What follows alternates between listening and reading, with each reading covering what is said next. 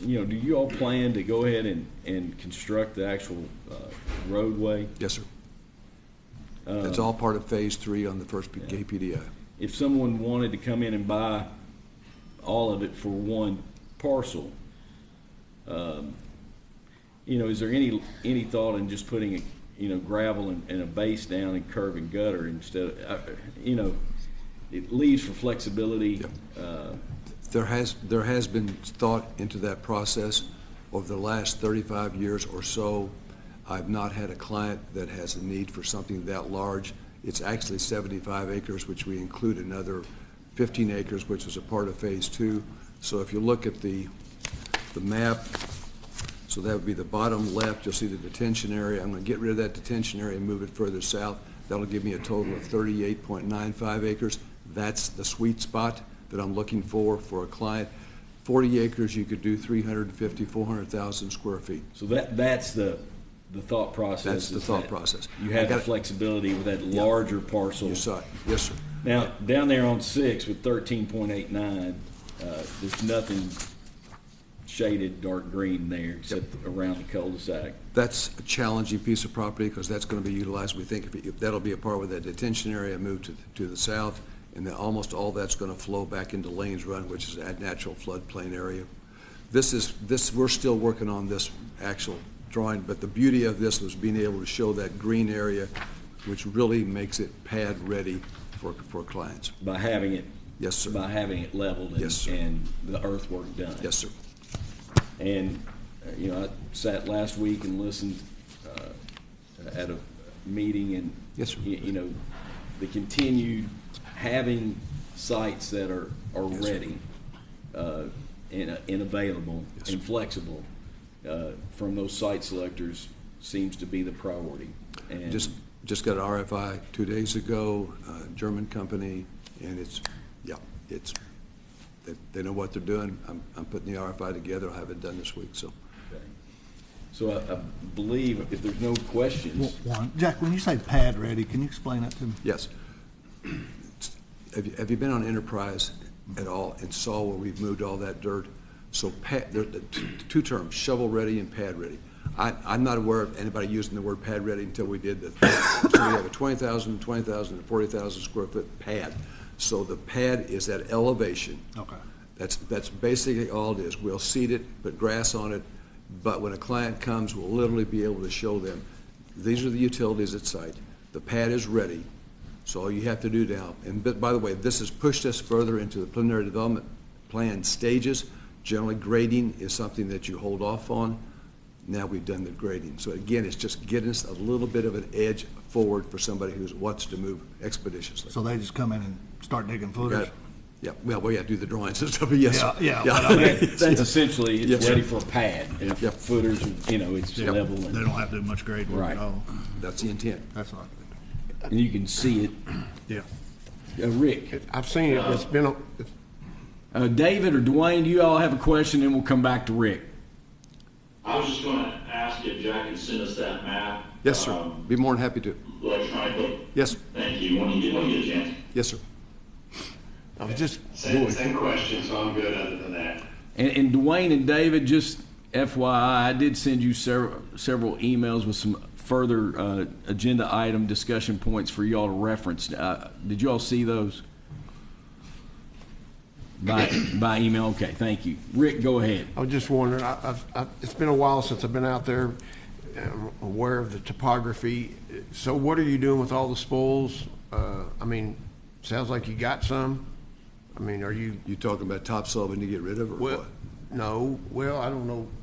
It seems to me like you would have a lot of leftover dirt once you get those pads. I would. There's not. You're able to use that. That answers it. Yeah. Okay. Any other questions? Then I would ask Cam Culbertson, County Attorney, to read the resolution. Scott County Fiscal Court Resolution 24-26, a resolution of the Scott County Fiscal Court committing matching funds to Scott County United Incorporated's 2024 Kentucky Product Development Initiative application for the Lanes Run Business Park Phase 3 project. Whereas the 2024 Kentucky Product Development Initiative, or KPDI program, is a statewide effort to support upgrades to industrial sites throughout the Commonwealth and position Kentucky for continued economic growth. And whereas KPDI applicants may seek state funding assistance for transformative site and infrastructure improvement projects that will generate increased economic development opportunities and job creation for Kentucky residents. And whereas through KPDI's competitive application process, up to $2 million of funding is available to each county in the Commonwealth of Kentucky. And whereas Scott County United Incorporated desires to submit a grant application for $1 million of KPDI funding for the additional development of Phase 3 of the Lanes Run Business Park. And whereas in support of said grant application, Scott County Fiscal Court and the City of Georgetown have been asked by Scott County United Incorporated to commit $100,000 each in matching funds to support this application. And whereas the Scott County Fiscal Court has funds available in the General Fund 2024-2025 fiscal year budget for the $100,000 match, and said funds will be reallocated to the Business Park Fund via future budget amendment upon award of the KPDI grant funding and the respective approval and/or acceptance by the Scott County Fiscal Court and Georgetown City Council. Now therefore be it resolved by the Scott County Fiscal Court that the Scott County Fiscal Court hereby expresses support for the 2024 Kentucky Product Development Initiative, or KPDI, application being submitted by Scott County United Incorporated, and hereby expresses its intent to provide matching funds in the amount of $100,000, provided that Scott County Fiscal Court approval shall be required prior to the acceptance of the KPDI grant award. Approved this 26th day of November 2024. Questions or comments? Motion for approval. Motion from Mr. Wallace, Second. second from Mr. Hostetler. Any other questions or comments? All those in favor, please say aye. Aye. Any opposed? Motion passes. Thank you for being here. Thank you. Next, we'll move to Mallard Point subdivision request. Lee, Hello. Is the video working? I don't know for them. I brought copies. so Derek, if you could pull up that, I also have a couple There we folks go. as well. Great. So I'm Lee Dotson. I am president of the Mallard Point Owners Association. This is Millie Roboleski. She's one of our board members. And we are coming here hoping that the court will work with us to make our roads safer. We have ongoing problems with speeding. Our speed limit is 25, granted. Most people go 30, 35, but we have people who go 50 and 60 miles per hour. You know, Mallard Point, we have a lot of hills and curves, and we're pretty limited on what we can do. The Sheriff's Department in the past has been very helpful, has come out and done speed enforcement. The issue is a lot of times people can see where they're set up, and then it's just really hard to enforce the speed limit.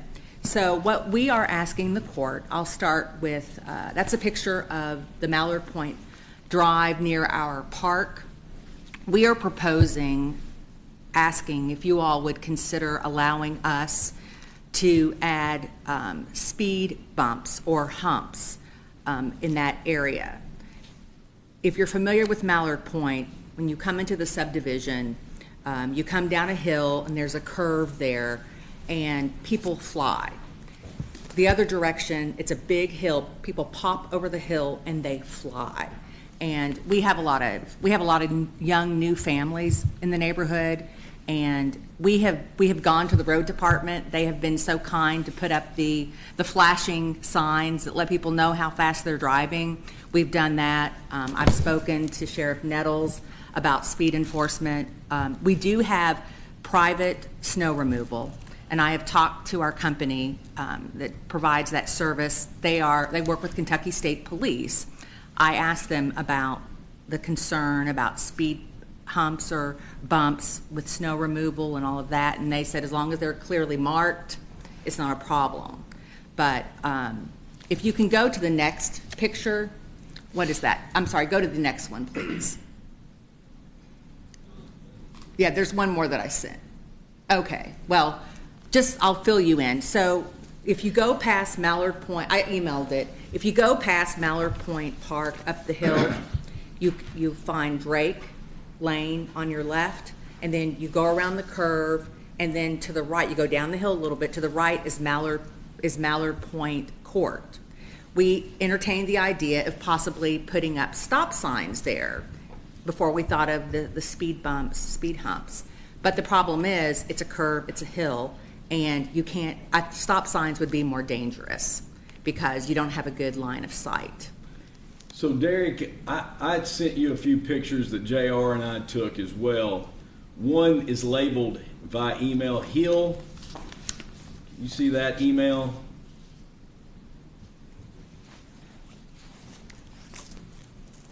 I emailed you a black and white one of Mallard Point Court. I've got a printout if that's So helpful. that's one I sent as well. Okay. But that shows the doe court. But this is, and this one's good for right now. It shows the overhead of Mallard Point Drive, and Okay. it shows the park. And at the top of the hill is to the left. I can't think of the name of that street, Lee, but Drake Lane. so that's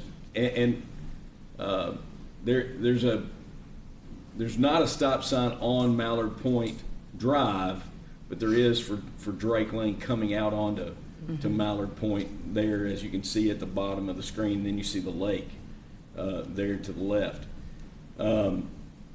Lee, what else did you want to point out there? You don't feel like a stop sign would adequately... I think it would be more dangerous, and I think it would be more dangerous because where would you put it? Because even if you put it at Drake and Mallard Point Drive in both is coming into Mallard Point, you can't see Mallard Point Court. So you wouldn't think anybody was coming, and then you could come around that curve, and then somebody could get broadsided. There's no good line of sight there. And there's another email that I sent that you should have, Derek, and it's called Hill. It's labeled Hill. It was in the topic line. If you see that.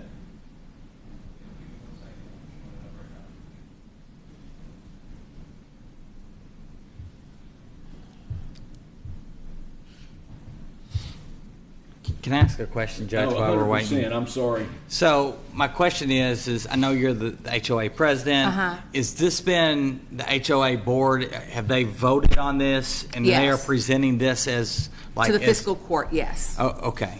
Yes. Because The we've board- done things in the past where these recommendations have come from an HOA board, and they submit a letter, and I just Mm-hmm. Yeah. didn't know if that's I just haven't. you. Did I send a letter? I think I sent a letter, an email. You sent an email Right. just as a formal Just to- request, and right. I said Come to the meeting. The best avenues to come to the meeting. And Okay, And- but the board has voted on that they'd like to see these changes take Yes. place. Okay. so this is the picture I was going to show. Yes. That's at the kind of at the bottom of the hill. As you go up the hill to the left is the entrance to the park. Right. And what you're proposing is essentially a speed hump at the bottom of this. Around the curve, and probably, I'd say 15 feet around the curve there, because you want people to be able to see it. And then a little farther up the hill, you pop the hill coming down, and then we would obviously put up speed hump signs, and then just two where the parking area is. They would be approximately 30 feet apart. And we are not proposing speed humps that would force people to stop, to go over those. We just want people to slow down. People fly down that hill. They come around the curve, they fly up and down it. And Have there been any accidents, vehicle accidents or pedestrian accidents? we've had a couple cars run off in the curve. I don't know which direction, but right there in the curve. There was one last week, I think. Did you see that picture? There was. Yeah. There was. The wrecks that we have are pretty damaging. There's a lot of damage to the vehicles when they get up this speed, and I think if they don't think they're gonna come up on that curve so quickly. And wildlife gets hit. We have a lot of wildlife, you all know, out there. We're lucky it hasn't been a kid, but if it's a goose, nobody really cares. But it's gonna be a kid one day, not a goose, so that's my concern. Sheriff Nettles, I know you don't have this data, but like, you can pull up any called-in accidents. Yeah, I was actually about to have that pulled up for me. So I think that piece of data would be Okay. a piece that the court should see as well. I'd like to- Go ahead. Rick and then Kelly. Yeah, just, you said 30 feet apart, Approximately, yes. so how many are you talking about? Just two. We're just talking about two in the park area. Yeah, kind of. Like, can you hold this right here? Yeah, right there. basically, Yeah. Here's the parking Okay. area. Yeah, I saw that one a So second like ago. right there and right there. And those are only 30 feet apart? That just doesn't seem like very far to me. Yeah. Kelly. So that's not a unique problem. When I've campaigned, that's the number one complaint I've gotten in the last 10 years is speeding, whether it's in subdivisions or county roads. And I've had a lot of people asking me over the years if we could do the speed humps in their subdivisions or even out on county roads. I even had somebody ask about Newtown Road one time, which is a state road, but and I understand it. I think it's a good idea. I just wonder if we do this, do we need to start looking at other subdivisions and county roads if we can install these, because a lot of other residents want this, and I don't know what that does for our road department on snow removal, but that's kind of my question. Well, we have private snow removal, Okay. so we've done that for 40 years. But you all, but they're paying for it, right? You all are paying for it? Well, if we have to. Well, I mean, But yeah. these other, I mean, we would. I thought you all had voted and had the funds. You just want our permission to do it. Yes, yes, we So would, you all we are would gonna like, pay for it to yes, install we it. would like the permission, and we would go to like Hinkle or, and just for the record, I did call the Kentucky Transportation Department. They were no help because it's a county road, just to see, you know, what we could do. But I reached out to some law enforcement folks, and, you know, if it wasn't two, maybe one would work, like a wider one, just to slow people down. Any If you're other concerned questions? about that, I guess my question would be, what is your recommendation for this issue? I just want to kind of add to Kelly's question, and maybe this is for some of you all been on in JR, you all that's been on the court a longer time. Is there any unintended consequences from, like, if they're willing to pay for it, and it's going to obviously slow cars down, like, what are the unintended consequences of doing something like this? well, one will be, I'm going to have a lot of constituents, or several subdivisions, and I empathize because it's a real problem. And I think it would only be fair if we let them do it, that we let the other subdivisions do it, because it is a safety issue. And they maybe want to pay for it as well, but they're not going to be private, you know, snow removal. I mean, we're going to have to maintain the roads and maintain whatever we do. I think if we do it though, we gotta have some guidelines Right. for the whole county, if we do it. I'll just say that there's. Judge, if I may. David Livingston, Yeah, go David, ahead. He can speak to this probably. Yeah, I think that, you know, I live in Bradford Place where you have over 800 homes, and we have a 25-mile-an-hour speed limit there, and we oftentimes have people going 50, 55 miles an hour. And we have, I'll request to the chief to have patrol come out and write some tickets and everything. And the city doesn't allow the speed humps. I think what you guys are actually talking about would be called speed tables, because they do have them in Lexington in some areas. But I think you're opening a can of worms by allowing a subdivision, allowing a private group to make changes on county roads. You know, what happens when it starts breaking down and it doesn't meet some type of specifications that it should from a transportation manual, and it causes somebody to wreck or it causes car damage or something like that, and we didn't install it, we don't maintain it, it's still our road. It's still our responsibility at the end of the day. And I agree with Kelly as well that you're allowing a subdivision to do something that many other subdivisions may not be able to do.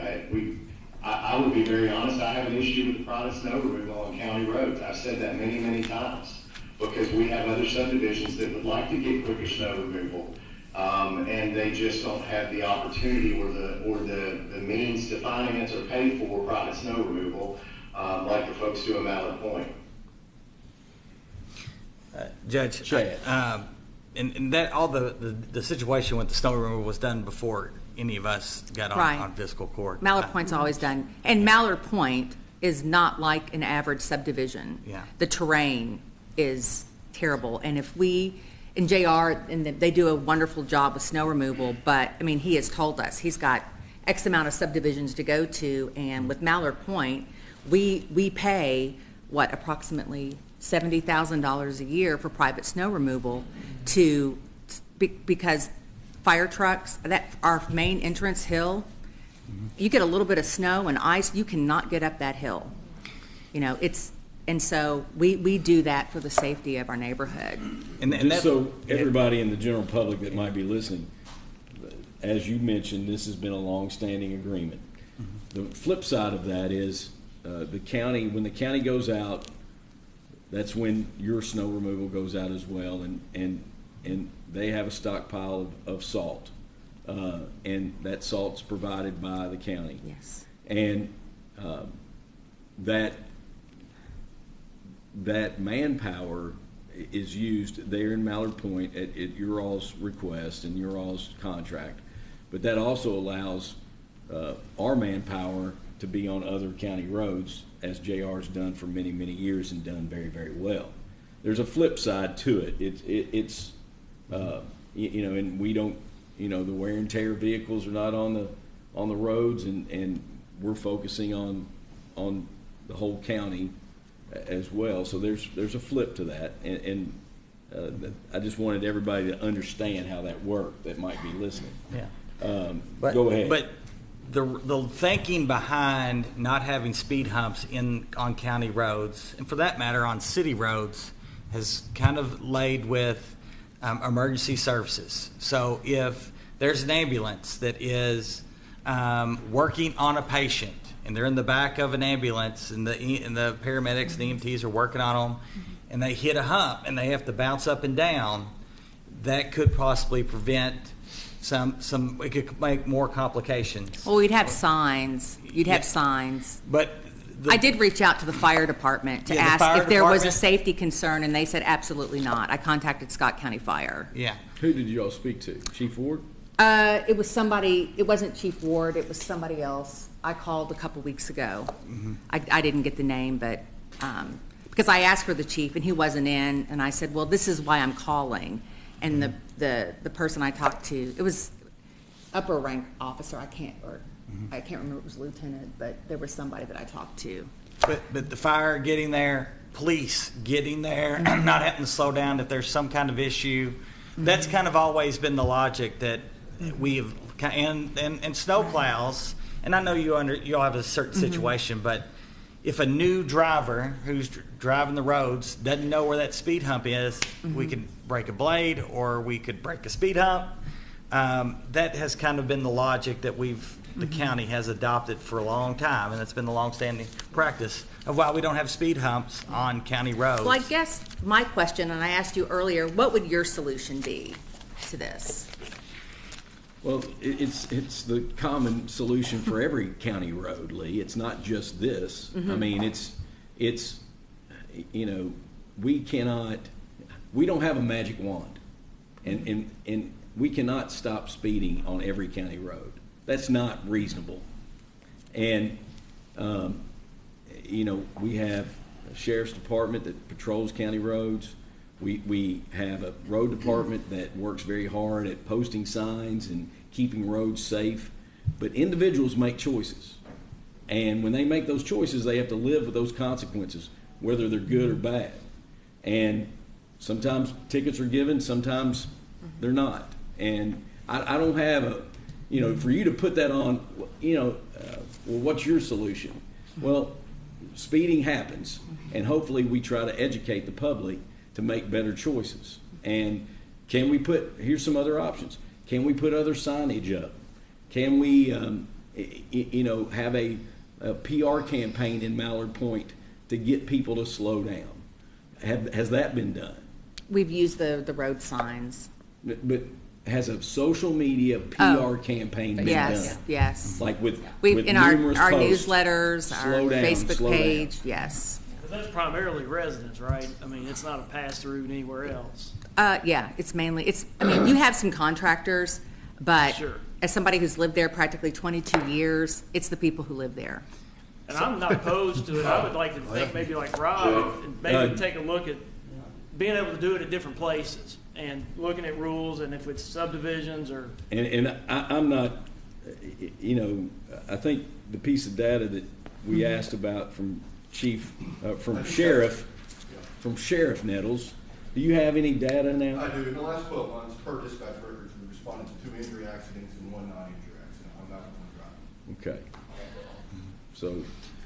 So, Joe, one idea that, you know, I've been looking at different areas is, you know, not necessarily rumble strips, but, you know, something that at least grabs somebody's attention, that you can do it different ways. Some people, you know, do the, you know, where you carve into a pavement and kind of gets the driver's attention, or there's also I don't know what the exact material is called, some of you guys might remember, but it's almost looks like a paint, but it's a thicker type of product that goes on the road that kind of creates that rumble strip effect as well. You know, I don't know if that's something that would be more agreeable to first responders and, you know, the different scenarios that we have. I'm thinking about other solutions, and I know that's one of the things I was going to talk about was possibly rumble strips. Would stop signs in different locations besides closer to the park, would you start and stop, would that Well, help? the problem is around Mallard Point Court, if you look at the top of the map, the top of the picture there, you come around a curve and you come down a big hill, and then you take a curve at our boat ramp. And Yeah. I mean, cars, Derek, could you put up the previous slide that kind of we are showed asking the for map? stop signs on another road. That's the bottom of the hill Yeah. before. But you understand what you said, Mallard Point, there's no stop sign, so if No, there no, we was... do have No, stop Stop signs. signs coming out the side streets. Yeah, onto the- yeah, but not on Mallard Point Drive. Like Mallard Point Drive Yeah, is a it's all the way- thoroughfare with yeah. Right. there are no stop signs placed, placed that stops makes people stop. Yeah. And, it's a bad spot up there at the top of the hill. It's a bad spot at the bottom of the hill. But Derek, could you put that one map back up that kind of showed the whole length of the road? That's the boat ramp and the park down there. Mm-hmm. I don't know where else you could put and stop signs to see if it would slow people down. You could put a stop sign. Would there be a problem with putting a stop sign right there? Not the second one, but the one on the left there. I don't know, Lee, what the name of that street is. Is that Drake? No, it's Mallard Point Court. It's the line of sight. Is it still If line of you're sight? if you're turning left out of Mallard Point Court, you cannot see.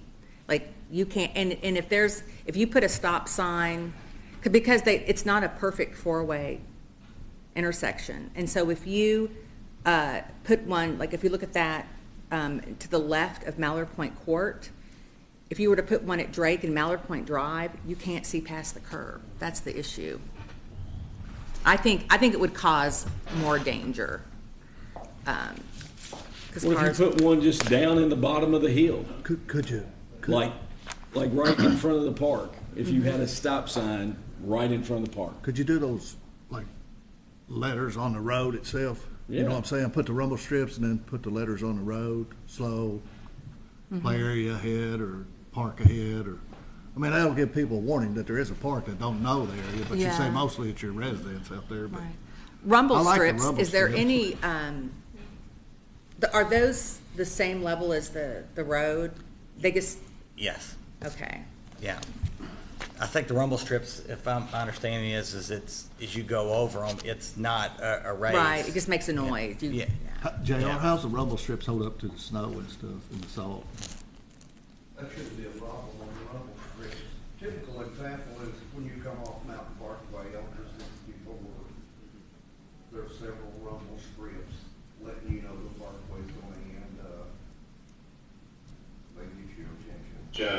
David. So this question's for JR real quick. When we're talking about rumble strips, are you talking about that protrude above the pavement, or are you talking about cut into the pavement? Because there would be two different types of what we're talking about. They can be cut into the pavement, like on interstate, the ones run alongside the lanes, or they can be raised just a little bit. There are two different ways you can do that, David. Okay. Yeah, I just want to prepare you all, Ms. Roboleski and Ms. Dotson. We have gone this, experience has taught us a few things, and we have, most of the time, adhere to HOA requests when they've asked for specific things that work within what the county does. However, once some of these things get put in place, the HOA has turned. I mean, the owners within the property and members in the neighborhood have got very upset with this, and they've come and asked for a reversal of what the HOA has asked for. So that's why I asked earlier: has the HOA approved this, and is this something on an official slate? Because we had to go back the other way too, where they've said, "Oh, we've had flashing lights and rumble strips, and we hate it because we hear the noise, we see the lights, whatever. And then can you take it up?" So we just want to make sure that we're Right. Well, we go down. I did consult with our board attorney, Ben Willis, in the county attorney's office. He does this on the side, and the board has the authority to come and make this request. Okay. So I'd ask Derek to show the. Go ahead, David. Joe, real quick, I would agree with Chad that if I would have a preference that what the board may want may not be what the entire community wants, just like what the fiscal court may want. There may be enough uproar in the community that it stops our actions going forward. So it's the same scenario here, just not I'd say a politically elected board on the ballot. So I agree with Chad that, even though the board has the authority and you all want it, what does the entire neighborhood want? What does the majority of the neighborhood want? They want safer roads. I mean, they agree that they want safer roads, but, the people who speed are still speeding, so maybe a few of them don't want it. We all want safer roads. The question is, how do we work outside the boundaries of what we're doing currently? Because we want economic development, and we see what just happened, that we want economic development, but we don't want it there. So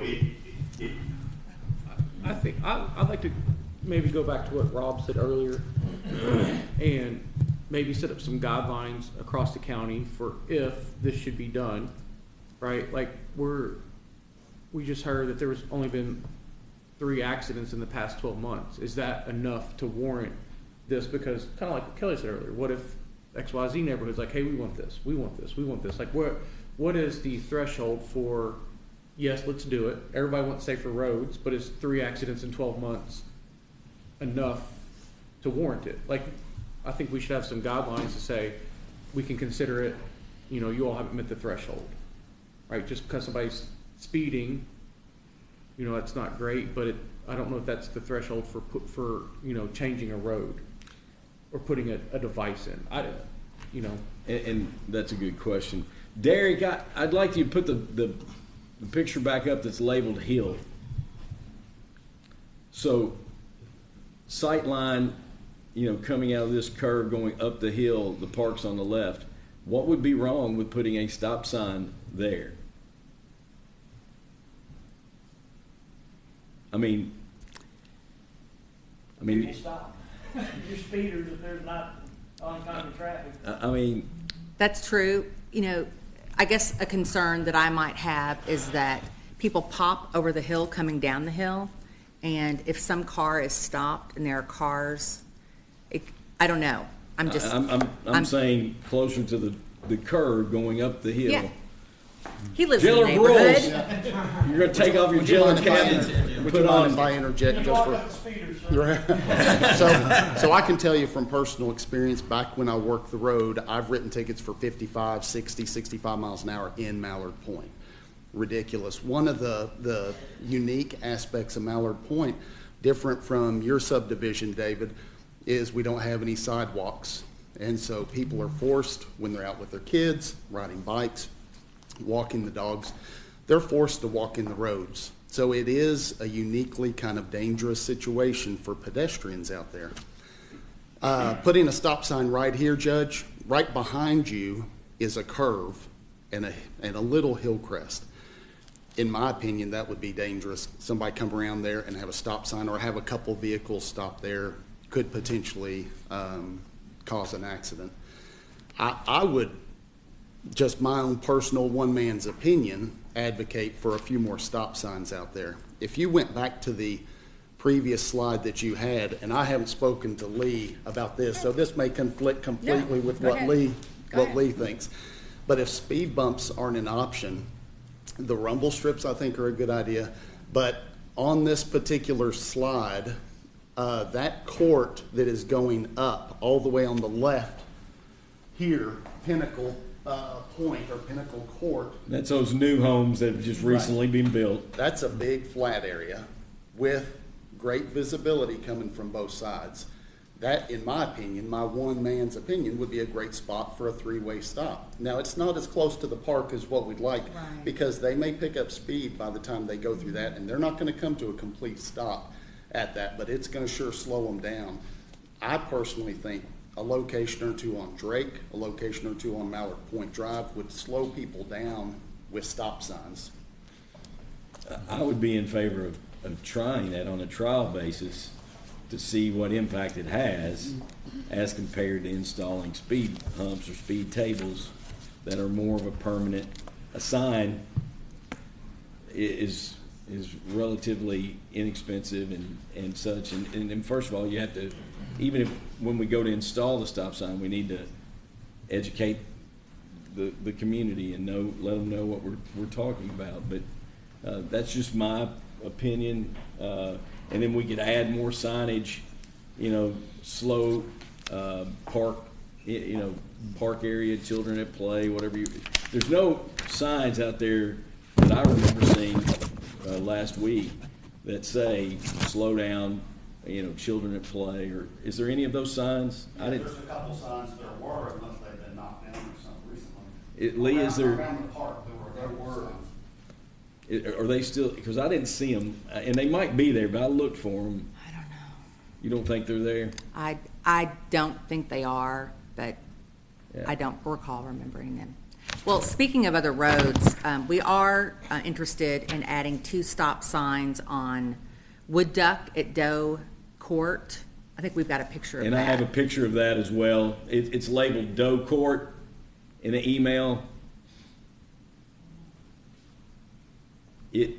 It's Doe Court is that first right, Off that of first Wood Duck. cul-de-sac to the right. Mm-hmm. And I don't know if you had a bit better picture or not, Here, I can hold this. but you would like to have a stop sign there.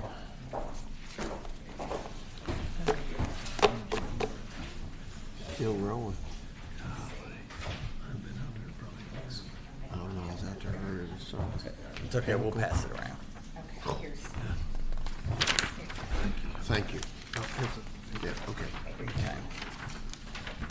Thanks, Lee. Yeah, the visibility's pretty good on this too, isn't it? It's not a great, like it's a curve and it has its own challenges too, but Well, I mean, I guess coming out of Doe Court though, I think. So, Yeah. we would like one where the red dots are. We would, obviously, there would be one at Doe Court. There would be one coming in and coming out on Wood Duck, where the red dots are. Because that's where people pick up momentum, and Wood Duck, people fly on that road. And we have a lot of pedestrians who walk. In fact, I got a call 2 weeks ago. Somebody witnessed a car flying down the road, and there was somebody walking, 2 people walking, and they had to jump out of the road because the car was flying so fast. And I think with the stop sign at that location, it would at least slow the momentum down. And I know not everybody follows the rules, people run, but that way if we have enforcement out there, they can actually see somebody. I mean, JR, you and I looked at this, you know, there's a ton of houses behind it, and there's a lot of traffic that comes out of that. It's kind of still in a curve, but it's still, like, I can understand the stop sign might improve safety. There's no question of that. That would be a true three-way stop. Yes. It's creating a three-way stop. Because the other application we first talked about, the roads were offset. Right. Yeah. So Right. is there another one that you propose as well? I didn't, no, I mean, so, no. I live off on Mallard Point Drive at Bufflehead Court. You pass the park, you go past the new development, you go down a hill, and then you immediately go up a big hill. And cars fly from both directions. My court, it's a three-way stop, similar to this. People pick up momentum. You know, I thought, well, maybe a stop sign. Two stop signs may help. But, you know, I mean, I drive through Harbor Village, and they added a lot of stop signs. I mean, like, every few feet you're having to I'm not opposed to adding stop. stop signs anywhere that makes Yeah. sense to improve Yeah. safety.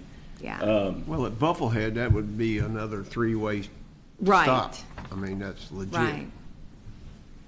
So, Questions or comments?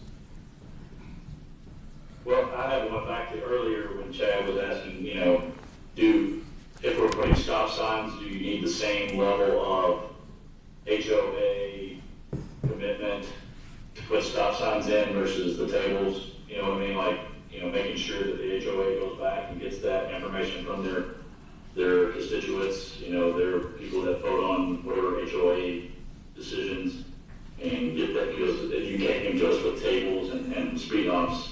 Do we need them to go back and get specific, something in writing that says, yes, we want stop signs or anything like that? Or is that something we just, stop signs generally do on our own? Stop signs, JR, can you speak to that for us? Typically, in HOA, we will ask a written letter by the HOA president requesting what they would like to see in writing before we do anything. Gotcha. My next question would be, what do we do with neighborhoods who don't have an HOA in these type of situations? How do we, and this is for court, you know, I'm just looking forward on make sure we clean up and know our process here. What do we do with neighborhoods out in the county that do not have HOAs when we might have one or two people asking for something similar to this type of situation? How do we move forward? How do we make those decisions? JR, like, you know, when a call comes into my office or JR's office, we look at, you know, if it's a stop sign request, then we look at it on an individual basis and try to use common sense, and if it makes sense to do it, then we do it. Try to evaluate it, go from there. Yeah. Do those come to us? Yeah. Like, do all stop signs come to us? No, we just like the road department. the road department. That's fine. Like, so, like, I mean, JR and his department could go out and put up stop signs in Mallard Point. Like, we could have They a could stop start- sign up. They could Right. start throwing them up. We could have a stop sign up today, probably. Look, Yes, sir. that's what I was going to try to do, is kind of move us on, because Mr. Robleski said something that I think we all agree with. The community in Mallard Point wants safer roads. Now, some people are maybe not going to agree with the speed bumps or speed whatever. Well, in the community, if we do stop signs, which is where I think we at least should start, because we identified 3 or 4 places where that would have some kind of an impact, and we can see what it has. The community is going to have to get used to those too, but that's just a process. They're going to have to get used to speed bumps. They're going to have to get used to stop signs. But in my mind, those 3-way stop signs, once they get used to them, are they going to run them? Yeah, but most people won't. Most people at least slow down in that application. So in my mind, to move forward, we at least ought to give a go-ahead on trying these particular locations, and I think you listed at least 3, including the street you live on, which is an ideal 3-way. But you already have a 3-way stop there, don't you? No, we don't. You know? No, there's no stop signs on Mallard Point I thought she Drive. said there was. I'm sorry. I didn't think there was because I thought it was a straight thoroughfare all the way back. It is. I think we should at least start there. I don't know if we need a motion or not. Well, what Jailer Broyles recommended that new site. The Pinnacle. Yeah, as a start, and then at Bufflehead. At Bufflehead. And you had one more. Doe Court. And then Doe Doe Court. Court at Wood Duck. So those 3, and then I would propose making sure that on both sides of the park that we put up big yellow triangle signs that say "Slow Children at Play." And then I also think, I like your idea though too, Judge, of if you all think it's appropriate and safe, a stop sign somewhere around the park. You know, you all can use your judgment, but The only place you could put it is right in front of the park. I mean, it's right in the middle there, and it's, it's not perfect, and none of them are perfect. But I would like to see if we put in 2 or 3 to see if it slows people down in general, and then Sheriff Nettles, you've said that you've told your staff to increase patrols out there. It's not going to be perfect, but if we're going to start with something, I'd like to at least start and see if I think that's fair. If that would help. So we'll do the 3 that we've mentioned, and I don't think we need a motion. I mean, we always. I don't know. Yeah. I mean, if somebody wants to make a motion to put those 3 in. I do know in the past, like JR said, because it's happened in another subdivision I had the privilege to serve, is he likes to get the precedent has been where the HOA requests those particular stop signs, and that happened in not Harbor Village, but it was in Harbor Village Lee, as well. As the board president, like the 3 that you've mentioned, and then additional signage, could that be a request from you all as an initial effort to slow traffic down? Yes, I think that's fair. And I think then, that's very reasonable. And then, I would, since we're here, if somebody's willing to make that motion in a second, then we can consider that, just since it's up before you. The other aspect that I would ask, and intentional, like I know that you all have a Mallard Point Facebook page.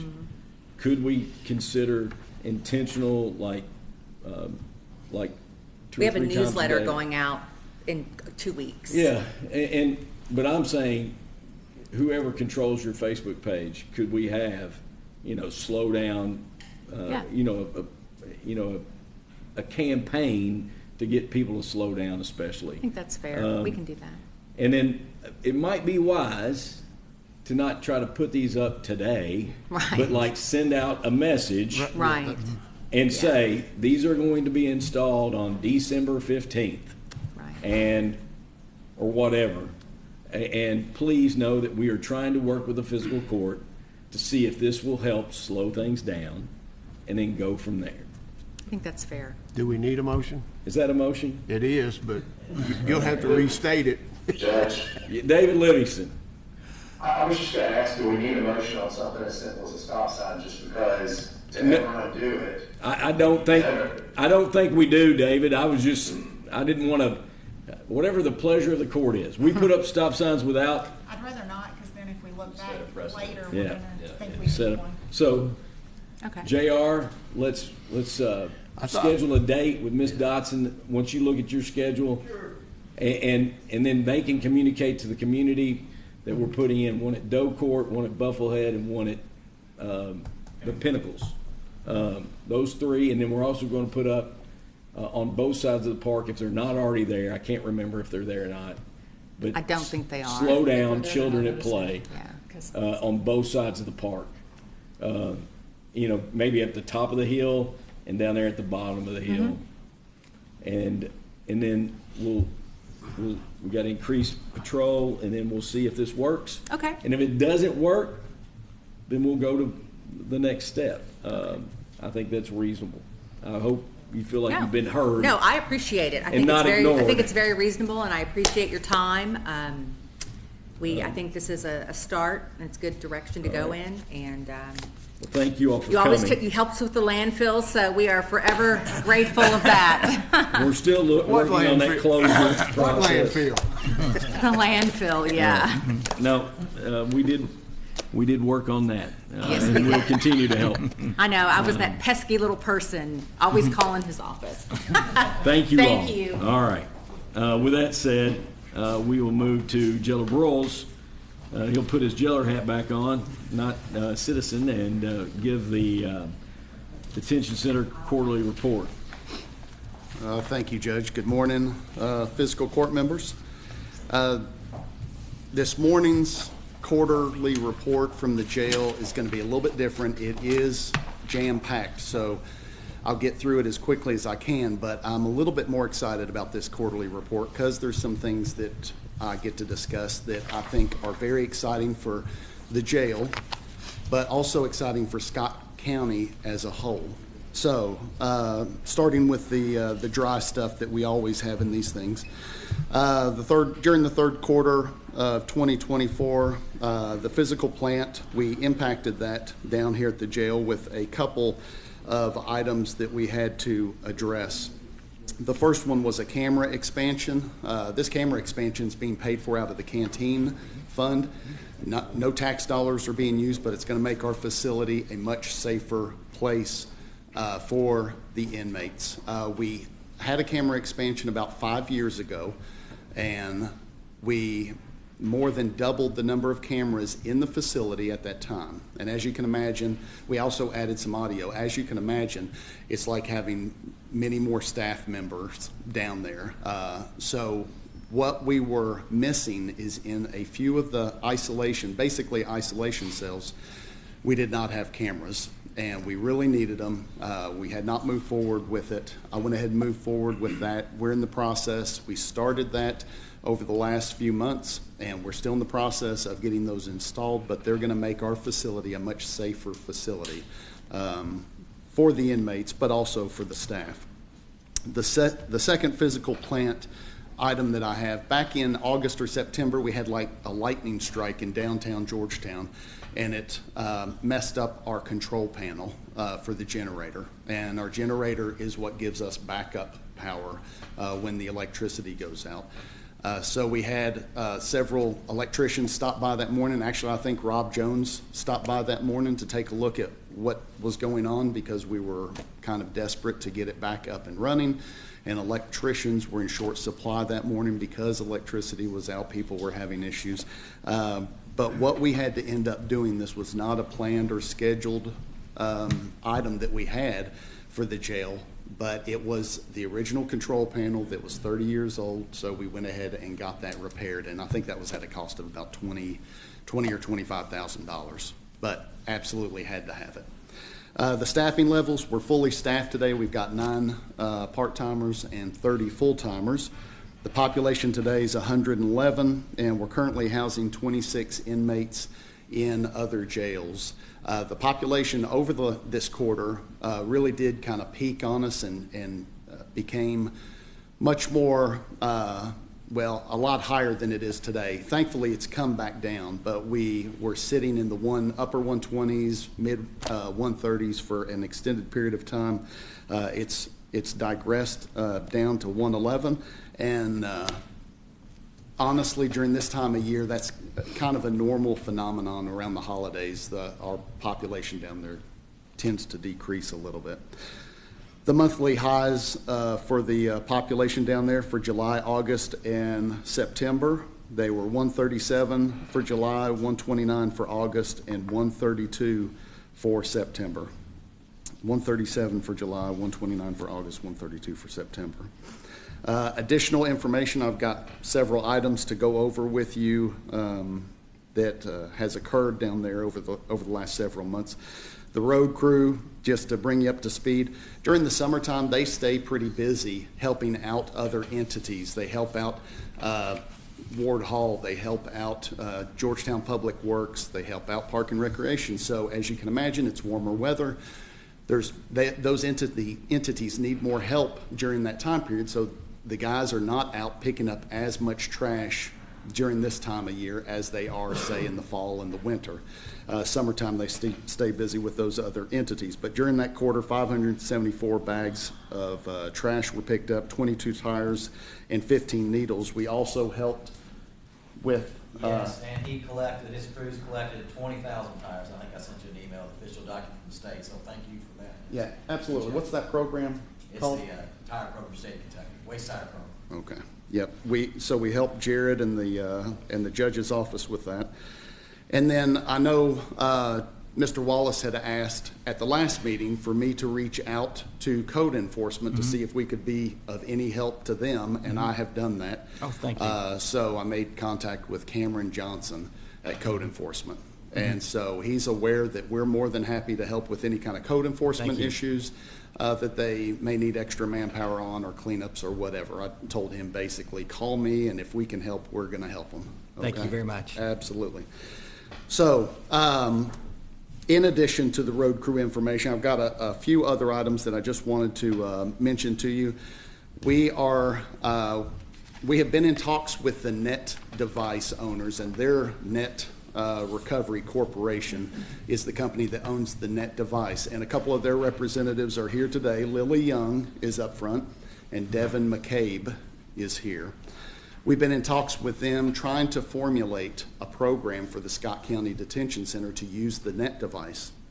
In my opinion, the net device can be an absolute game changer for individuals, and I really feel like in the incarcerated environment, that is giving them, honestly, just about the best chance they have to complete that 2 to 7 day program on the net device. And I'll get more into that here in just a little bit, but just a quick overview. The net device is, you all already entered into a purchase agreement? No, we've got extensive knowledge. We've agreed to pay for up to 34 individuals to complete that treatment. So the court has committed those funds to support that type of, and what you're doing is we're going to approve that the jail will enter into an agreement with the net device. A service agreement. Service agreement. Yes, sir. To actually do the treatment at your facility. Yes. And so this will be, it's going to be a 2 to 7 day program at the jail for those that have addiction issues with opioids. They have to be either entering into withdrawals or in active withdrawals, which we run into these individuals on a fairly regular basis. Another reason why it's a great spot to catch them when they're being brought into the jail. So we're going to go ahead and enter into that with them.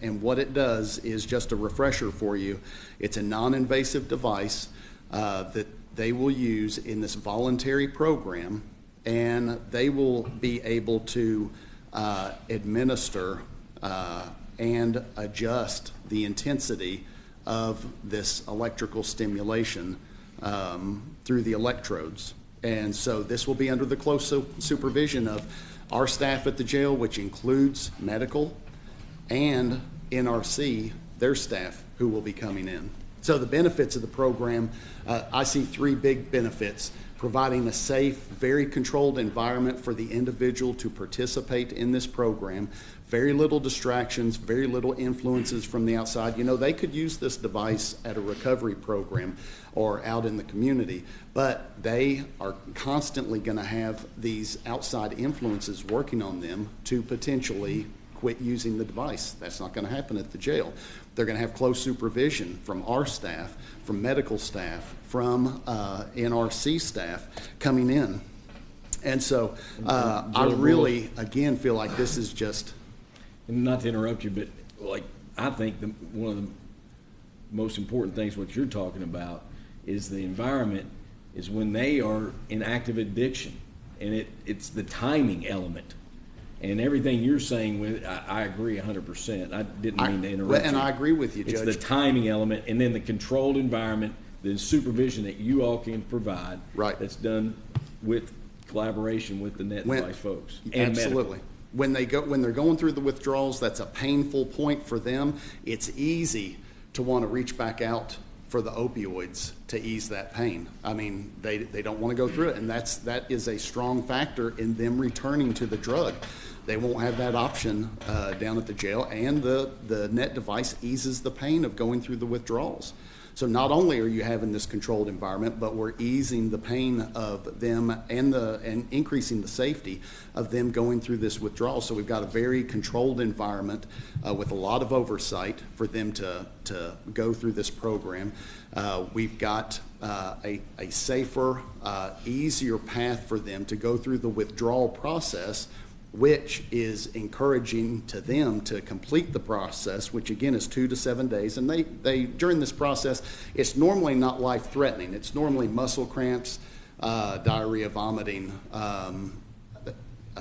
elevated blood pressure, elevated heart rate, things like that. So it's normally going through the withdrawals. It's normally not a life-threatening situation, but it can definitely exasperate pre-existing medical conditions that they may already have, and it can elevate or decrease the safety of the individual during that. So it is reducing the symptoms of the withdrawals for the individuals, and then for some, obviously, the golden egg, the rainbow that we all want to get to is that, for some individuals, they will eliminate the craving for the substance that they had, the addiction that they had, and that absolutely is the goal, and that is why it can be such a game changer. Yeah, it's a game changer to get them through withdrawals more safely and more easily, but really to get them off of it without the use of an MOUD, which is the medicine replacement that a lot of them have to go to replace the opioid, the Suboxone or the methadone. This doesn't use any of that. So how will the program work for us? How have we structured it? Individuals come in, we have changed our booking process, and every individual that comes in gets asked a series of questions in the booking process, as well as getting fingerprinted, photographed. But part of that booking process now is, are you an addict? Are you an opioid user? When was the last time you used? What did you use? Once we get through that process, the complete booking process, not just asking those questions, but we make a note of what their answers are. If they said, yes, I use opioids, I recently used, haven't gone through withdrawals yet, or I'm getting ready to go through withdrawals, they are a likely candidate. They're identified by staff. Staff then will explain the program to them and go over a information sheet with them and show them a short video. The video is a testimony of an individual that's gone through using the net device successfully and come off of opioid addiction. They'll be advised it's a voluntary program and asked if they want to participate in it.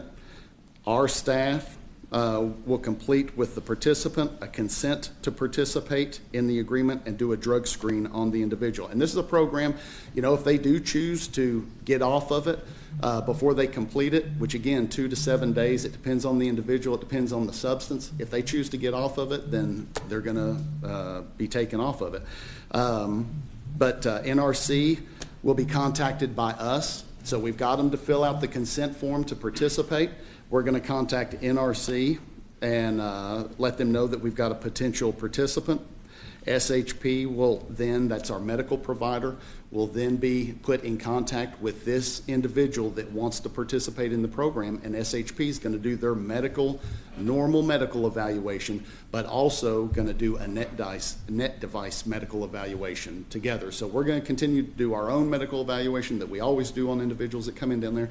In addition to that, net device has some medical questions that they want us to ask. So we're putting those two together. SHP will go through that and determine eligibility. This person is still eligible. Once that's determined, then NRC will send a tech to the jail to come and meet with the individual, go over the program again, ask them questions, hook them up to the device, show them how to use it. After that initial hookup, NRC will circle back and meet with the individual about an hour later to see how they're doing on the device, see if they're having any issues, see if they have any questions. So they'll get it on the individual. They'll circle back around within about an hour back to the individual.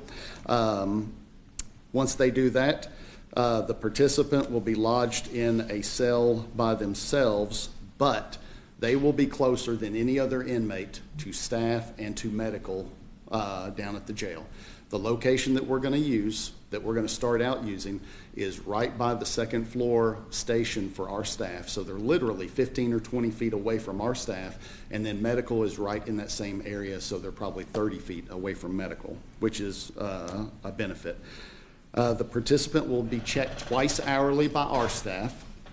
The participant will be checked twice daily by SHP, our medical staff, and they'll be checked twice daily by NRC, who will have a tech coming in to check with them twice daily. When NRC comes in, they'll be able to actually download information as they have their conversation and are checking on the individual. They'll be able to download information from the net device to their laptop. When they get done with their meeting, and again, these are twice daily meetings, they're going to converse with SHP, our medical provider, just so that everybody's on the same loop. How's the individual doing and how they're progressing. The participant, again, can remove themselves from the device or from the program at any time.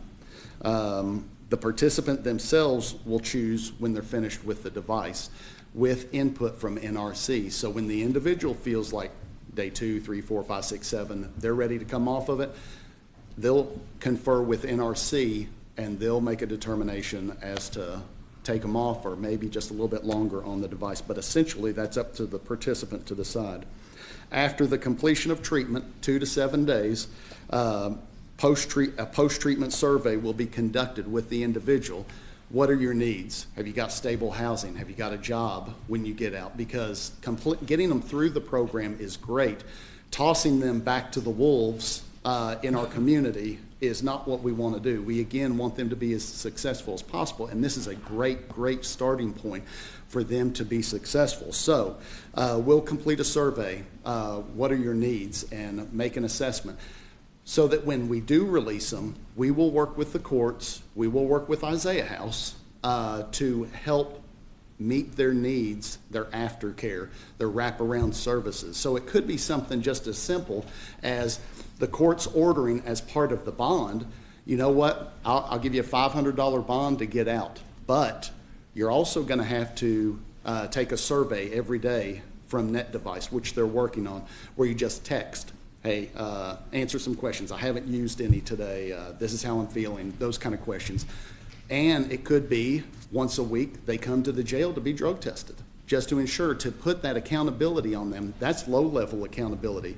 The other end of the spectrum is involving Isaiah House, where they do the intensive outpatient care. Maybe it's residential, maybe it's not. But obviously with their program, they offer 4-day-a-week treatment that the individual could go to if they need that. They offer peer support if they need that, and therapy. So we've got, I think, both ends of the spectrum and everything in the middle, working with the courts, working with Isaiah House, and our willingness to work at the jail to try to help them be successful. Now, when I'm talking about low-level accountability, and they're answering these maybe tech surveys every day for a period of time with NRC, or they're coming in for drug tests, that would be short-term, maybe 30 days we do that, just to try to get them going. That would be somebody that has a job, that has a stable home environment, a stable family. We don't want to rip them out of their job, out of their home environment, and put them into residential intensive care with Isaiah House. So that's why we have to be flexible and look at the individual, do an assessment, determine what their needs are, and try to help them meet their needs. So I'm excited about this. I think it is going to be really great for our community, and we're ready to roll with it. I've sent all of the agreements. We had an agreement that we signed mutually between SHP, us at the jail, and NRC. We've got a service agreement that needs to be signed by the representative of the Fiscal Court and NRC, and then some other documents. I've sent all that to Cam. Cam gave his blessing to everything looking good. So I'm presenting it to you guys. So, what questions would you all have? And then, What does it cost? Like, what's it cost? Like how are you paying? Like, how are we paying for it? well, we're already paying for it. We've already agreed to.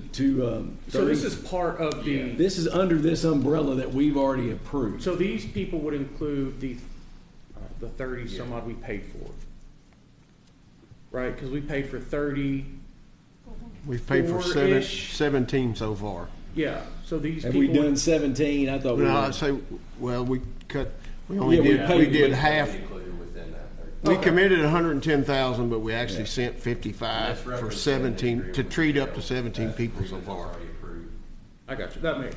I'm tracking now. I thought this was something separate. But to my knowledge, we've had less than 10. Yeah, I don't know that number. What I'm saying is, Go through the program. Yeah, go through the program, and we can get an update number on that. But what I was saying was we committed 110,000 overall to treat 34 people, but we did the math and we did half of that. We actually sent them 55 to treat up to 17. Right. I don't know what the number is now, how many, because it's privacy. less than 10. Right. And Stacy and I get a monthly.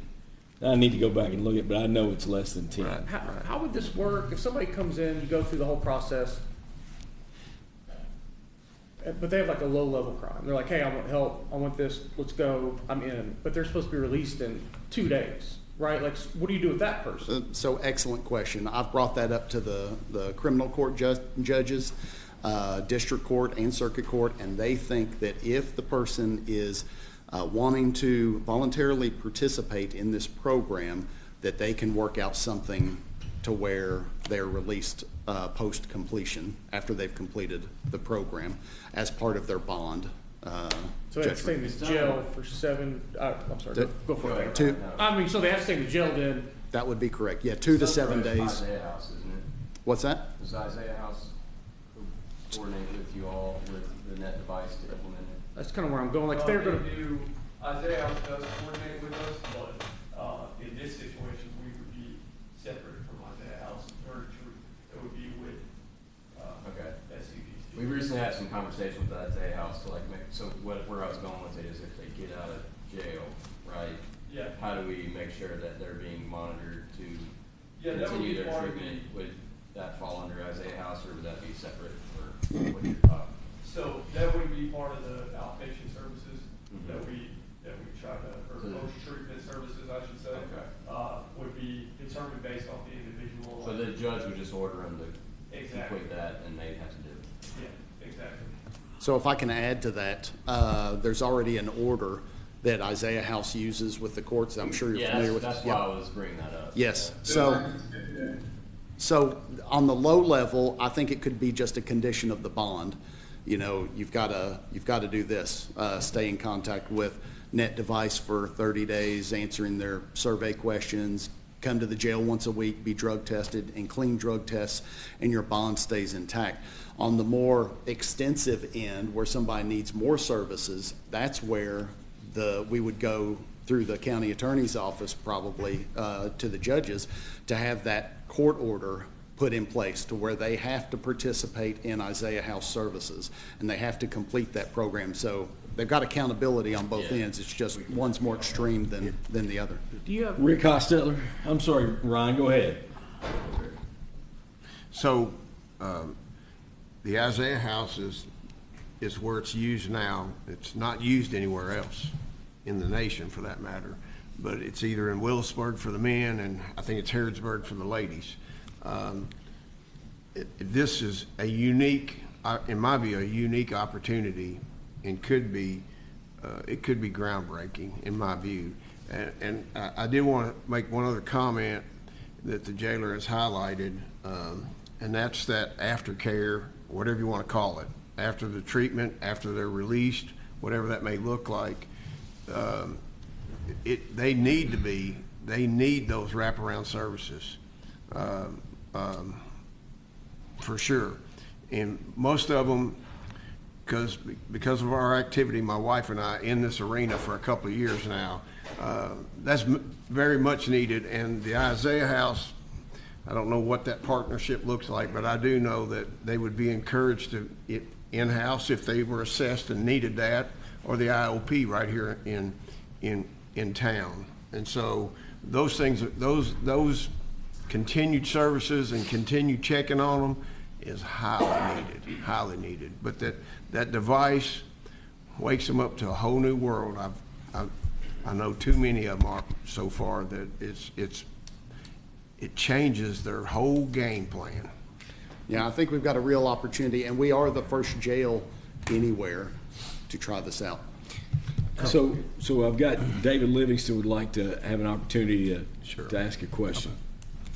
Yeah, this is probably one of the most progressive things that maybe any jail has done, and I appreciate you putting the work in on this, Darren. I mean, it's fantastic. My only question is, has there been a conversation with KCO regarding the contract and the liability? Because a lot of the lawsuits that are coming, jails. I'm not saying coming out of jail. I'm just saying specifically they're coming out of jails. Also, before we do anything further, I'd like to see the contract myself and the service agreements that we have, just to review them. I know Candace reviewed them, but I got it from a different angle looking at it from. So I got the second part. I can absolutely, myself or the judge can forward you the service agreement. You were breaking up so bad I couldn't understand the first part. Keiko taking a look. David, I don't think, no, but I'm happy to share them with Rich Ornstein or whoever and, get feedback. That's certainly a reasonable request, but,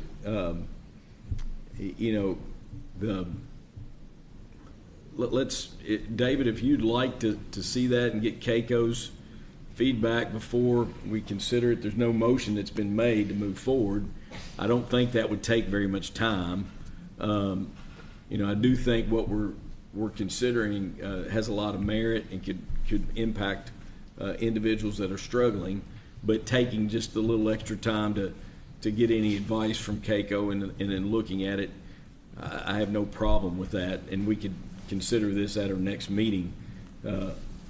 I don't think there's any problem, and I think it's always wise to do that when you're looking at something that's interacting with human beings. I know Rob had one other question.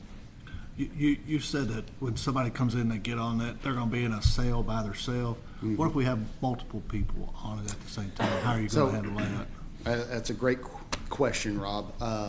We will just have to improvise, adapt, and overcome.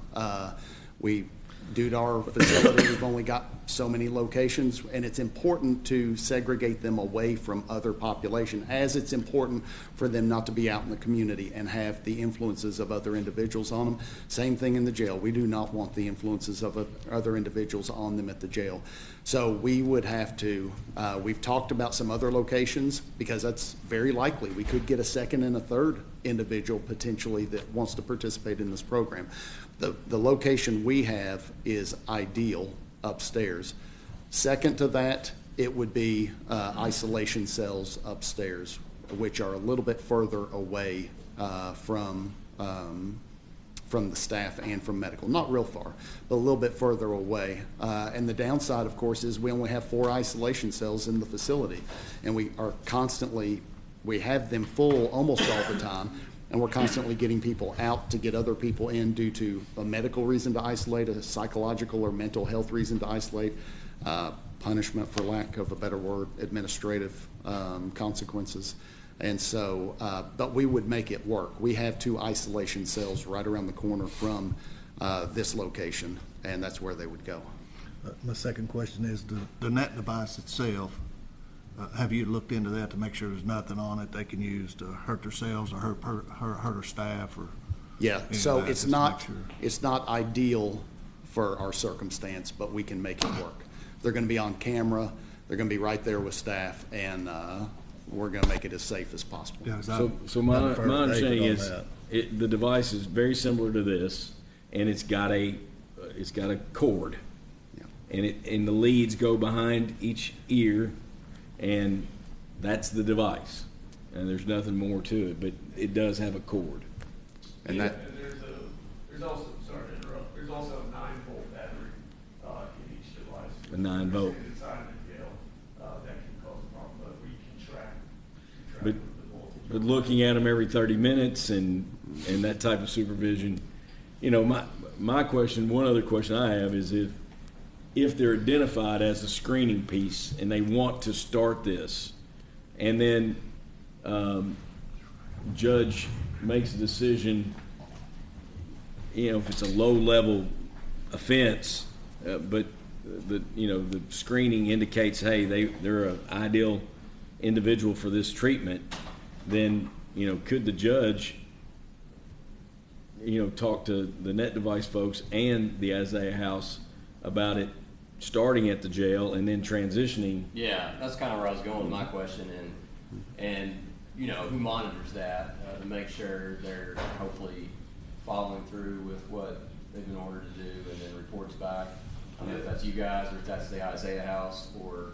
Well, I can add to that. There was a situation with the Shelby County judge had sent somebody to Isaiah House to receive EMT treatment, and it was ordered that it was Isaiah House who came and picked up the patient from the jail.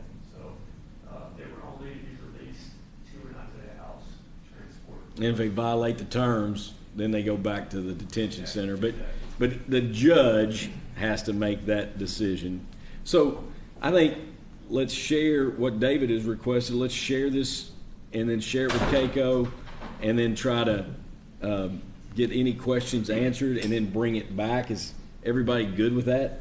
And do you have any other questions that you might? I don't know if it's a question or statement. I don't know that I'd like to see it attached to anybody's bond or release. Like, I think we want people to willingly do that. We see people that start sobriety on their own choice, but I think if you have somebody come in and says, hey, if you do this, you might be able to get out of jail faster, might be part of your bond.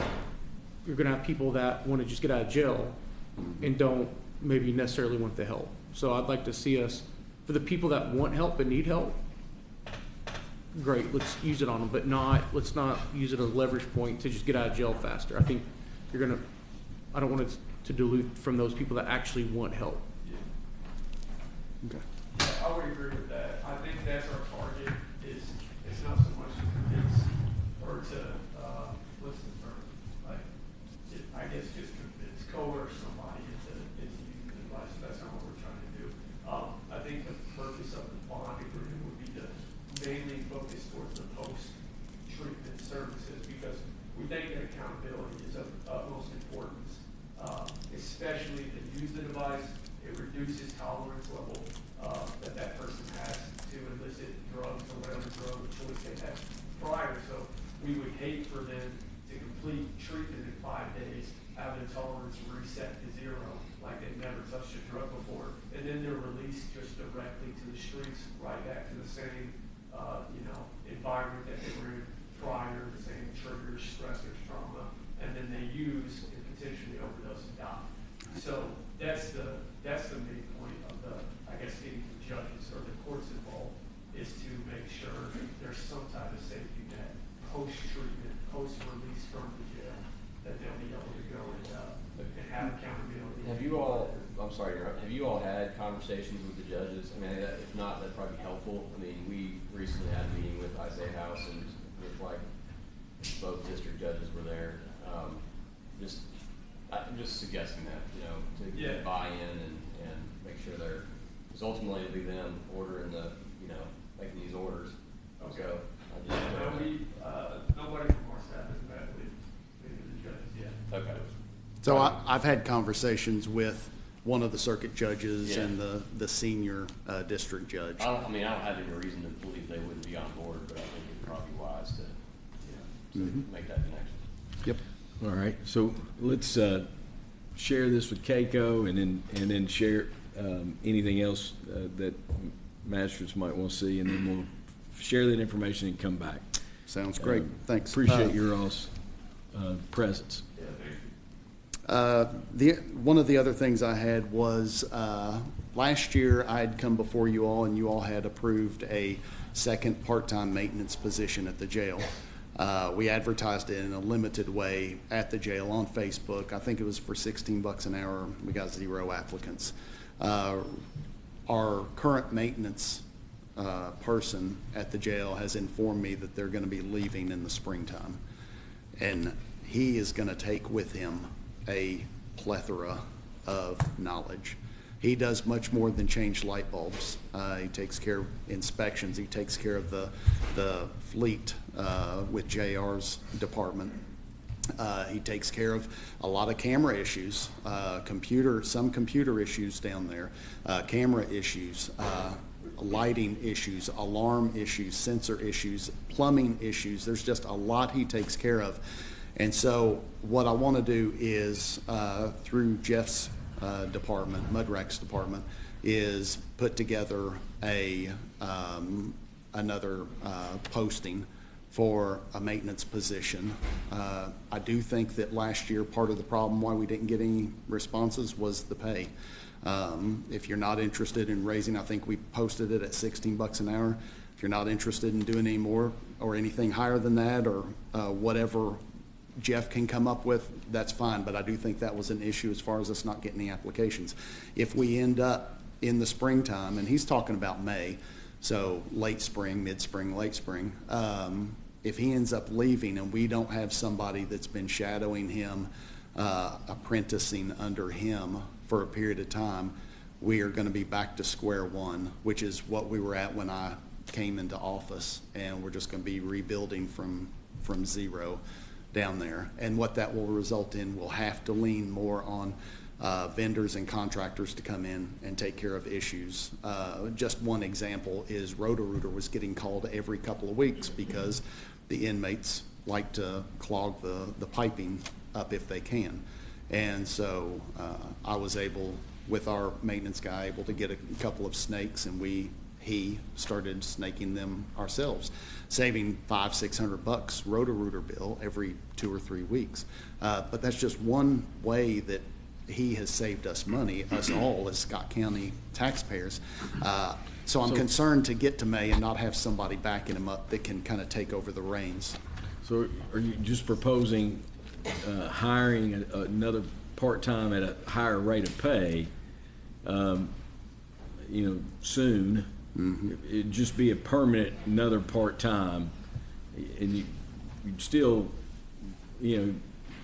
what you're proposing is trying to raise the rate and trying to have another effort to go ahead and hire another part-timer. Yes. So that's the question at hand. Yeah. I would defer and ask us to let Jeff, try to come up with a number that, if 16 didn't get any, can Jeff look at the numbers and give that to the court, and then, could we have another effort of advertising for it, because I do think it's wise to try to get somebody on board.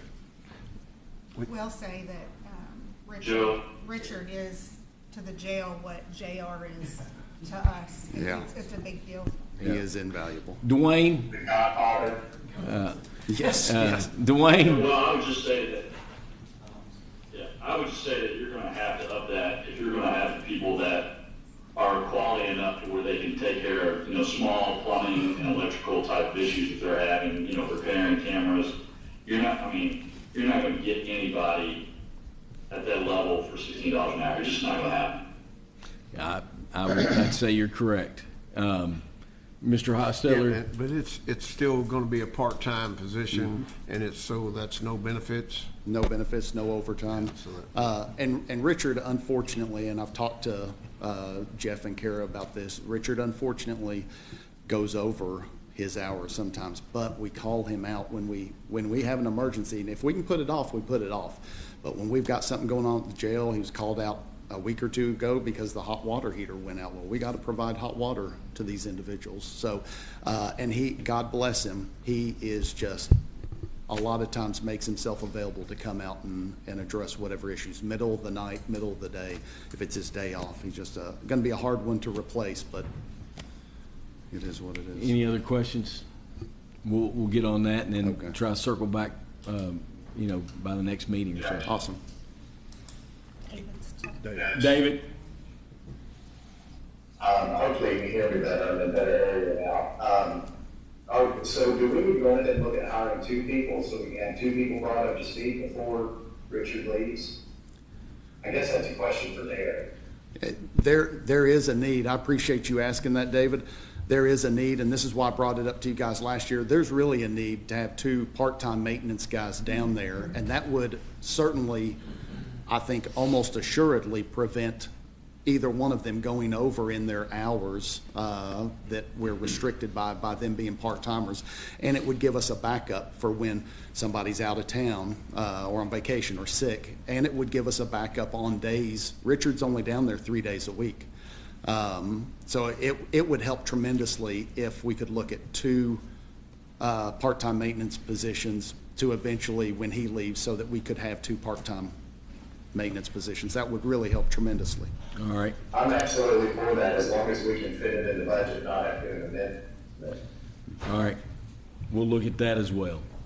Thanks. Anything else, Jill or Broyles? Just one final thing. I don't know, because the way the federal elections went, I don't know if this is a little bit more on the radar for you guys. It has been more on the radar for me here lately, and that is our position with ICE detainers and how we work with ICE or do not work with ICE on ICE detainers. If you don't know, an ICE detainer is put on an individual that is incarcerated at our jail. They do it at all jails across the nation, by the way. But an ICE detainer is put on an individual that ICE wants after they finish their incarceration at our jail. Because of a liability issue, we have not honored those in the past. It's the recommendation of CAICO not to honor those. The county attorney, I've talked to previous county attorneys, I've talked to Cam about this. Cam agrees with CAICO as far as there is a liability issue. Correct me if I'm wrong, Cam. I don't want to interrupt you, but yeah. The issue is our jail, we hold inmates on state charges. And my understanding is you all get notified, or ICE will contact you maybe on that somebody has an ICE detainer. And so my understanding from our conversations is you're like, fine, come get them as soon as we release them, you can come get them. But once they're no longer held on a state charge, we're not a federal prison. So I've been told by CAICO's, by Rich Ornstein, that we don't have the authority to continue to hold them at that point. And quite honestly, I kind of see their point. Yeah. If Cam Culbertson is supposed to get out at 9 a.m. on Monday, and ICE wants us to hold them up to 48 hours beyond that point, then are you looking at a liability situation if you hold on to them beyond when we're supposed to be holding on to them? I think we are kind of looking at a liability issue. So I kind of see CAICO, I see the county attorney's point on this, but I have to defer as a department head to my legal counsel, which is Cam, and he feels that we should not honor them. Previous county attorneys have felt we shouldn't honor them, and CAICO says that we shouldn't honor them. I have been getting contacts from the community over the course of my time being jailer. I've had people complain to me about that. I feel their pain. I don't agree with what I'm doing, but I'm making the best decision I can based on the law, based on what's good for the county, protecting the county. So anyway, it has become more of an issue in the last few months with everything that's going on in our country, the federal elections.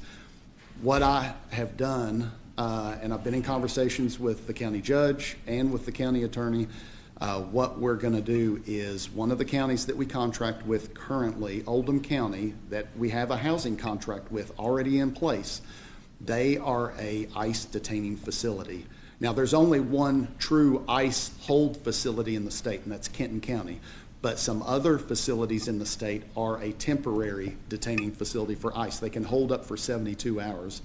So what we're going to do, and this will allow us to honor these ICE detainers, is just like we do with other inmates when we get to the tipping point and get too full, in my opinion, and we send some inmates out to be housed at other facilities. We have an inmate down at our jail. They have an ICE detainer put on them. We're going to send them to Oldham County, which is an ICE holding facility. And they're going to complete their Scott County incarceration there, and they can immediately convert them over because they honor ICE detainers. They can convert them once they complete serving our time. They can be converted over to an ICE inmate for them. What So jail is that, Darren? it's Oldham County.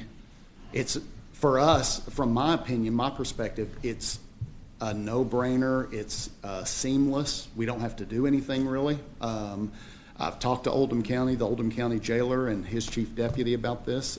They are willing to do this for us, and it would allow us to be honoring these ICE detainers in kind of a sideways fashion. So my office has received questions about a posting from a Washington, D.C. think tank called the Centers for Immigration Studies. And it labeled Scott County as a sanctuary county. And my response has been the Scott County Fiscal Court has never passed any ordinances, regulations, resolutions, policies, or other practices that obstruct immigration enforcement and shield criminals from ICE, either by refusing to or prohibiting agencies from complying with ICE detainers, imposing unreasonable conditions on detainer acceptance, denying ICE access to interview incarcerated aliens, or otherwise impeding communication or information exchanges between their personnel and the federal immigration officers. And there's no SOP at the jail that would do the same either. I mean, we've never passed anything that would prohibit that. And trying to get this cleared up, this is a perfect solution and allows for anyone that has a detainer to be held up to 72 hours after they complete their state charges. And we plan on communicating this to the Center for Immigration Studies, and we've gotten correspondence that they would remove us from this designation if we provided information otherwise to what they have. So I think this is a good step, and Cam, I think you agree. Yeah, it's a great solution. I mean, we're all of us, and I think the court are pro enforcing the law, and this will allow us to solve the problem, I think. And so I appreciate, Darren, you reaching out to the county jail, and we met about it yesterday, and it sounds like a good solution to me. So, Mr. Hostetler. A couple of comments, or three really. I've been contacted off and on since I've been on the court about we being called a sanctuary county. Mm-hmm. That's what they label us as for the reasons you've stated. And as much as I don't like it, I also understand the other side of when someone serves their time and it's time for them to get out, isn't there a problem of being unlawfully imprisoned if we don't? That's exactly what Rich Ornstein's telling us. Okay, yeah, I've talked to Rich about it in the years past. And there's nothing stopping the feds from coming to get him. Well, that's that was the question. That was the question. You used Cam as an example. He's going to get out on Monday. Yeah. I can't believe that, You Cam. can call and say, we're going to let Cam out, come get him. Well, I mean, can't you do that? And I'm assuming they don't work that way. I don't know. Yeah, kind of dovetailing with what the judge says. Not only do we not inhibit, I mean, you communicate with prior law enforcement. I am going to work with law enforcement as much as we can. I communicate with ICE. I say, hey, we can't hold them past the point we're supposed to hold them, but they're getting out at this time. Can you be here at this time to pick them up? And they just can't work it out to be here at that time. The thing is BS. Yeah, I understand what you're saying, and I understand people's concerns. That's why I'm kind of trying to dig in here to show all sides of it. The other problem, Rick, is that these detainers don't really have any legal standing. They're an administrative request. So it's like Captain Bedson over here with the sheriff's office hollering at me, hey, I know Cam Culbertson gets out at 9 o'clock on Monday. That's when you're supposed to release him. Can you hold on to him another day or two so we can get over and interview him? Well, no. I mean, if you get me something signed by a judge, then yes. But it's just an administrative request between agencies. We can't hold somebody on that. But so this is a solution. Oh, no, I agree. But is there a cost, like once they are detained in Oldham County that now falls on, it doesn't come out of our budget, it's, Once they go, Chad, to Oldham County, as long as they're serving time for Scott County, we're paying that daily per diem. yeah. But when they convert over to being an ICE inmate, Yeah. ICE pays for them. They got a contract. Yes. Oldham County has a contract. And you wouldn't transfer them. Correct. Like, if you knew that, they were 2 weeks out from being released and there was a detainer, you'd probably transfer them a week ahead of time or something Correct, like yeah, that. we're not, more than likely, I mean, it just depends on. It's a timing different- thing. But yeah, the best, in my eyes, the ideal way to do this is shortly before they complete serving out, we get them over to Oldham County, so that we're not paying unnecessarily to Oldham County. But if we've got to lower our numbers down here, they would be probably the first ones that I would look at, because they're gonna have to go anyway. But I want to go back. Like, Darren, you told me that this only happens like 5-7 times a year. Correct. I mean, it's Yes. very limited. Okay. Yeah. So, I will- anything else? I will say, though, that unfortunately, ICE has not, they have access to our system. They see the inmates, the arrestees that come into our facility. And so, and they do this with all facilities in the state. And so I anticipate the numbers going up a little bit, because they have not been screening Scott County very closely, because we have not been honoring the ICE detainers in the past. So we don't get very many at this point. I think that number will go up a little bit, especially with the efforts that the federal government looks like they're going. I think they'll go up, but right now we don't get very many every year. All right. Anything else, and we can move on. Yeah, that was it. Thank All you right, very much. Thank you all. Moving to fire department promotion. Jeff's going to bring that. Good morning, everyone. Yes, I'm here to talk about a couple fire department promotions. As you all may know, Eddie Waller is retiring. His last day will be on November the 3rd, so we're very happy for Eddie and for what he will do in the next chapter of his life. But what that does is creates a vacancy for us, and after considering some internal candidates and going through an interview process, Chief Ward is recommending the appointment of Adam White from captain to battalion chief. Effective December 1st. His new rate of pay will be $24.83 an hour. I sent you an email about the information, but just to kind of recap, Adam's been employed with the fire department since 2013, so 11 years of experience in the department, and he has served in a leadership position for 6 of those 11 years. And he was promoted to lieutenant in January of 2019 and to captain in August of 23.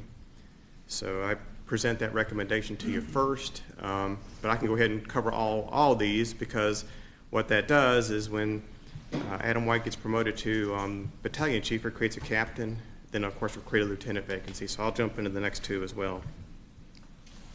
So then for captain, if you approve the recommendation for Adam White to battalion chief, as you know, we had a captain's list and lieutenant list that was approved by the court a few months ago.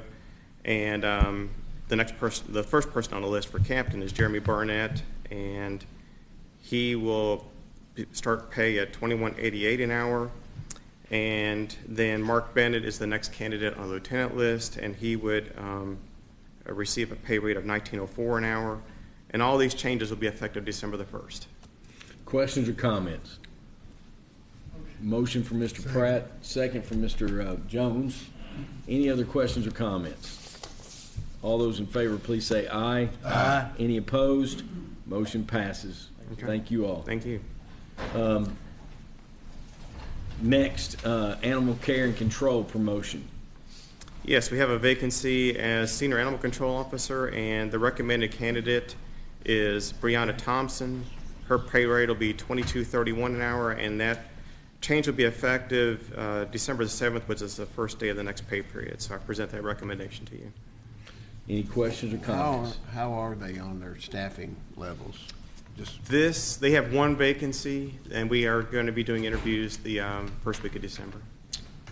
Motion? Second. Second. Any other questions?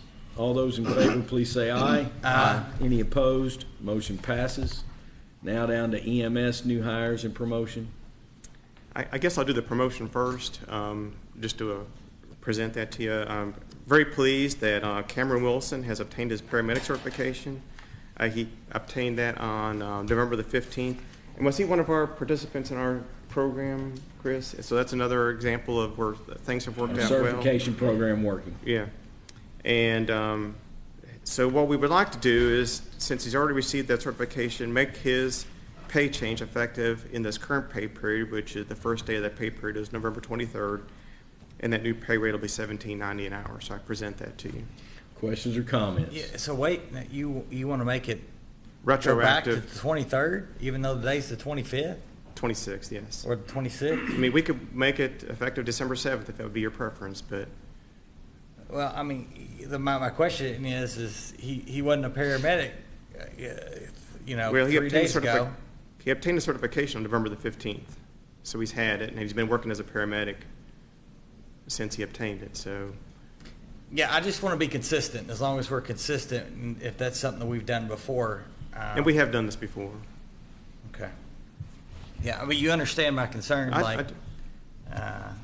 If they're going to be a paramedic, I want to pay them as a paramedic, not as someone who is going to potentially be one. But on November 15th, he received certification. Yes. And he's been riding as a paramedic. Okay, I'm good with that. All right. Motion from Mr. Hostetler. Second. Second from Mr. Jones. Any other questions? All those in favor, please say aye. Aye. Any opposed? Motion passes. And then new hires. Yes, we have 6 new hires, 4 full-time, 2 part-time. The 4 full-time are Isabella Butler, who is a rehire, Shelby Hale, Kylie Sklavos, and Michael Underwood. All of them will begin employment on December the 9th at $14.14 an hour. The 2 new hires that are part-time is Zachary Cornett and Allison Lusel. Zachary will be joining us as an EMT at $12.40 an hour. Allison will be an advanced EMT at $14.79 an hour, and both of those will start on or after December the 9th. Questions or comments? Motion for approval. Motion. Second. Second. Any other questions? All those in favor, please say aye. Aye. Any opposed? Motion passes. It leads us to EMS bid for cameras and access control. Stacy, can I have that? Chip, do you have any comments on this? And Stacy shared the bid results. You kind of unique situation. Now, the term that we advertised was for 3 years. 3 years. And you had Bates Security submitting a bid for the initial installation of the cameras and the access control for $54,310 at a monthly rate of $608 per month. After 1 year. After 1 year. Correct. There's no fee for the first year. Correct. Correct. And then you had another bid that was in the same ballpark of monetarily, in my opinion, of $66,000 for initial cameras and access control setup from Southeast Banking, and they have first year 0 for the cameras and 0 for 2 years for the access control. Or do I have that flip flopped? I can't remember, but Yeah. yes, one system is 1 year. Yeah. And then the next system is 2 years. And then after that, it's $100 for the cameras and $185 for the access control. Correct. So that's $285 after 1 and 2 years. But Stacy did a little spreadsheet, and you did an analysis as well. Yeah, so if you just consider the bids face value for 1 year, the Bates came out a little bit cheaper. But the second year with the monthly stuff, Southeast Banking is cheaper starting the second year and going forward. I just did 4 years, but you see the pattern. But we did a 3-year term. So We did. what Chip is saying, after year 2, After year 1, kind of, because after starting year year 1, 2. Southeast Banking is less expensive than the Bates. proposal. And let me add something here. We are working with both, so both are very well qualified. I looked through the bids, very similar things. Bates, we just put Bates in not that long ago in Cam's office. Southeast Banking was the winning bidder for the sheriff's office. They're going in there. So, I'm very comfortable with either, but according to our bid, technically Southeast Banking is the cheaper over the 3-year period. For the record, there were 4 bids. Okay. Yeah, there were 4 bids. There was one bid from Bluegrass Home Entertainment in the amount of $97,307, and then there was another one, Trace 3, $143,656. Yeah, and I tried. None of the bids had line items, so I don't know where the differences were. I'm guessing it has something to do with the installation. I don't really know. Installation is included on all of these. So is the recommendation to go with Southeast Banking? Because that would be my recommendation. Yes. Rick, I'm going to recuse on this one okay. because Bates is a subcontractor of mine. Why? Because Bates is a subcontractor of ours.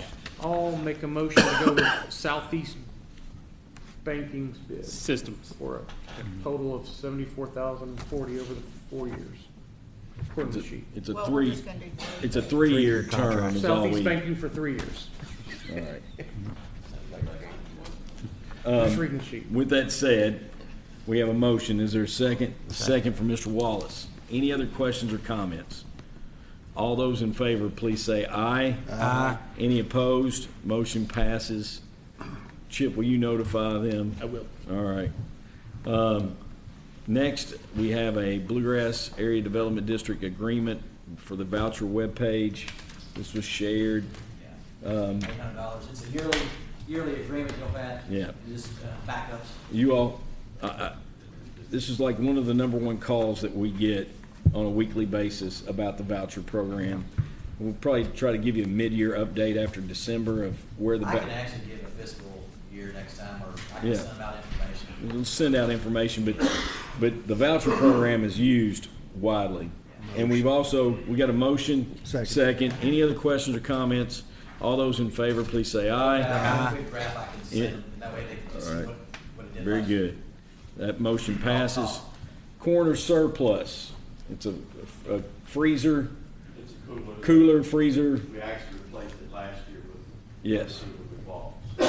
So, is there a motion to? Yes. A second. We got a motion and a second from Mr. Jones. Any other questions? All those in favor, Can I please. make sure the motion is to surplus. To and surplus. donate. Okay.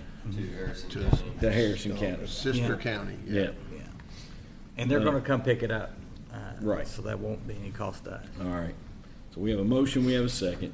All those in favor, please say aye. Aye. Any opposed? Motion passes. Holiday schedule 2025. Stacy shared that by email. It is what we have traditionally followed for many, many years. I hope you had a chance to review that. Are there any questions related to that? So that's the state schedule, which is generally Yes. what we've gone for by. state personnel. Yeah. And it meshes with the PBA, it meshes with clerk's office Yeah, work right. and such. Would there be a motion to accept that? Motion. Motion? Is that Rick? Me. Second. Second with Ryan Pratt. Any other questions? All those in favor, please say aye. Aye. Any opposed? Next, number 19, economic development update. I'm going to share with you all a proposal. There will be no action. I'm not asking for action today, and I wanted to just share information. But I did share with you all via email a proposal from Madison County, Berea, and related to regional industrial park efforts that we've had. And what is being proposed is a site in Berea, and it is, I've shared with you all, let me pass this down to you all. I shared the basics about the proposal via email, and I think the site is shown on this sheet, and it's up on the screen now. If you could blow that up just a little bit, but I cannot pronounce the Menelaus Industrial Park in Berea. You can see it's right off of 75 on a nearby road. 75's running north and south in the picture, and there's a variety of other national and global tenants. Hyster Yale, who makes tow motors, Novelis, Hitachi, KI USA, Hitachi Electric Motor Systems. Number 6 there on your ledger is what used to be App Harvest. It's now Mastronardi. It's a very large greenhouse. And this site has been owned by Berea since Berea Industrial Development Authority since 2006, is what I understand. And because of elevation challenges on this, they never had the money to put into improvements to get it to where it could be usable with earthwork. And what's being proposed is essentially we have right now in the House Appropriations Bill, Transportation, Housing, Urban Development, through Congressman Barr's program, community program, project funding program, $5.5 million that have been placed in that appropriations bill. It still has to be signed by the president, whether that be President Biden or President Trump. We don't have that timeline, but it is still in that appropriations bill. And essentially, what Berea and Madison County are proposing is that the Berea Industrial Development Authority would deed over to the Regional Economic Development Authority the property, and it's a 300-acre plus site, but if you'll flip to the backside, they'd be focusing on 4 areas to get 4 parcels that could be developed. There'd be a 22.5-acre a site on the top, if you look at the top of that map, a 35 and 35.3 acre site as well, and then a 51-acre site, and then as you go down south, another 58.8 acres for 4 sites that would total around 180 usable acres. And the regional IDA would reimburse the Berea IDA approximately $10,000 an acre for that property as it's sold. And the proposal is to use the community project funding that's in that allocation to get the site and do the site work. I met with engineers from Thoroughbred Engineering yesterday, and they believe that the money that would be needed from the community project funding would easily get these 4 sites level and ready for possible clients to consider moving businesses there. And there is no initial request for equity from the partnership, and essentially, if we don't find a site by the middle of December and pass a resolution to set up the Regional Industrial Development Authority, then Congressman Barr would need to remove this request from the appropriations bill, because you don't want something approved and it not going to be used. And it's just as simple as that. And Congressman Barr, appreciate his leadership and his willingness to work to try to help on this economic development initiative.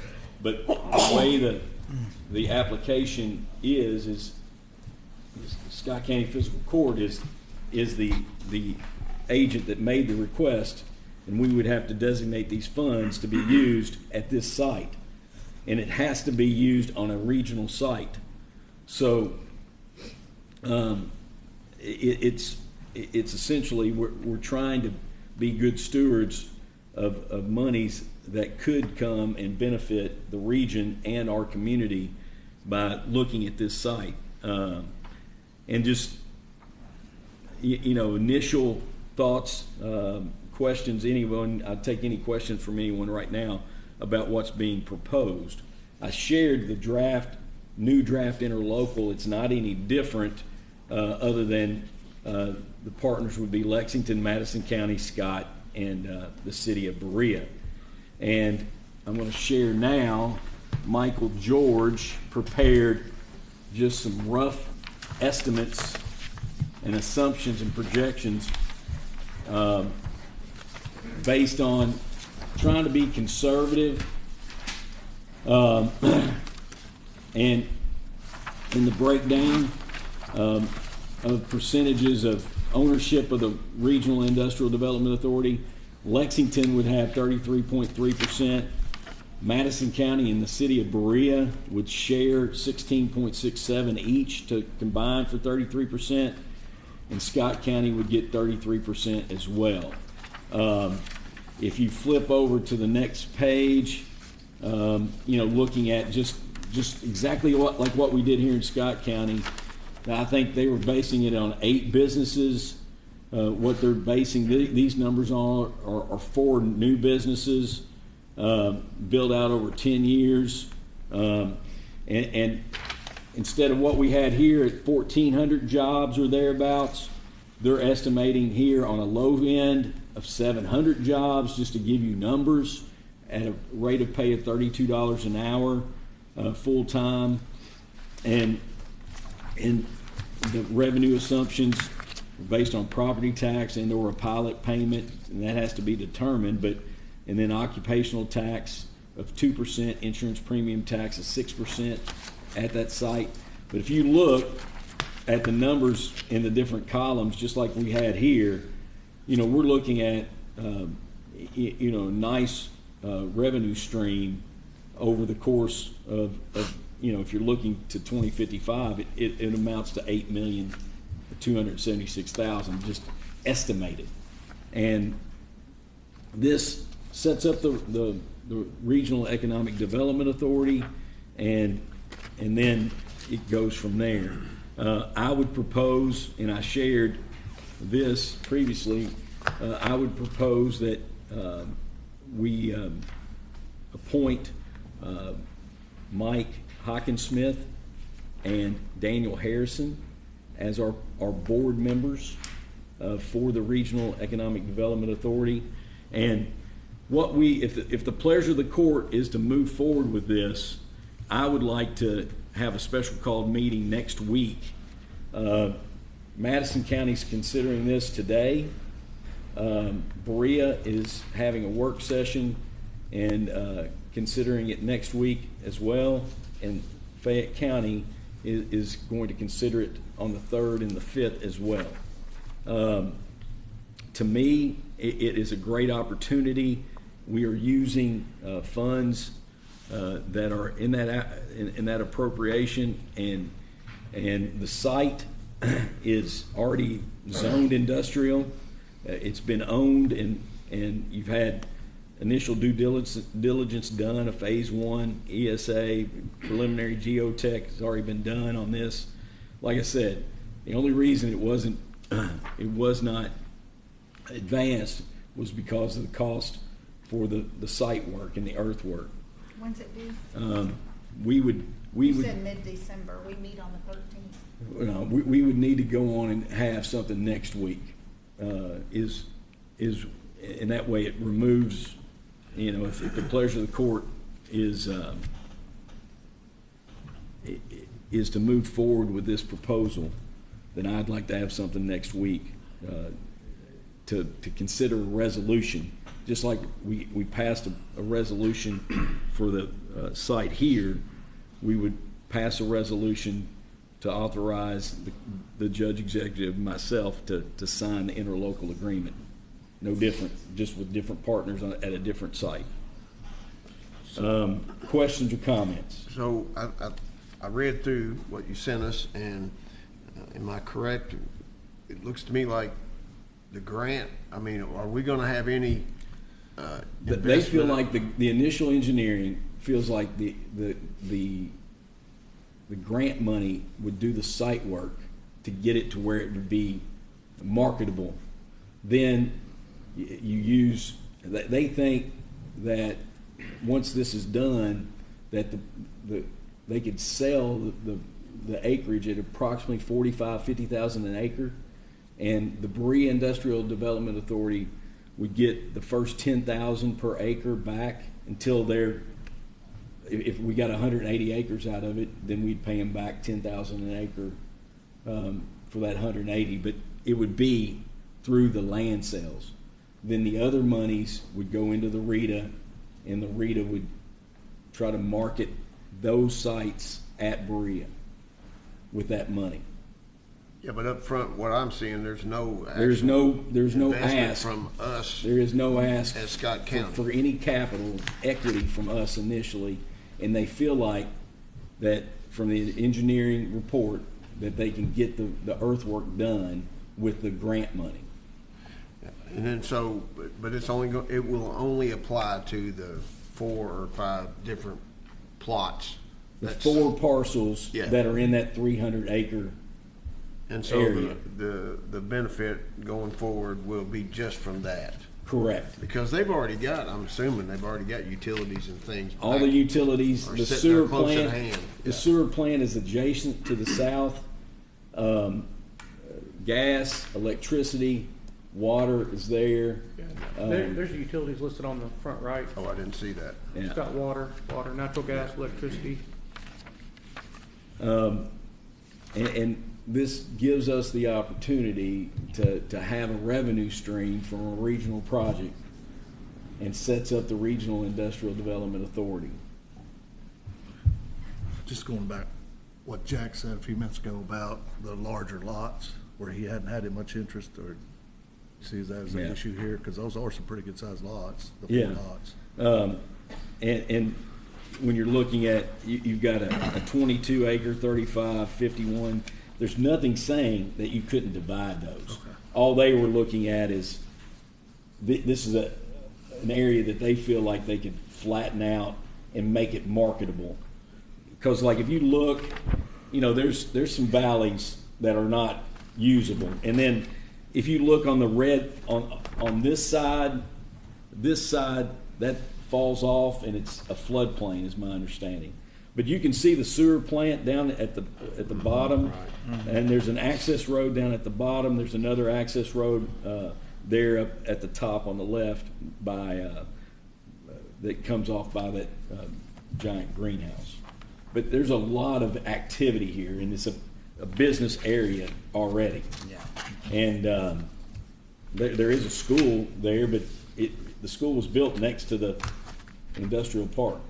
It's nice. So, You were there a couple weekends ago playing soccer. Literally drove right through this thing. okay. So you were right there. Mm-hmm. Yeah, the sign for App Harvest is still there. So, but you're saying it's not App Harvest anymore. It's really nice looking. Yeah, building. it's called.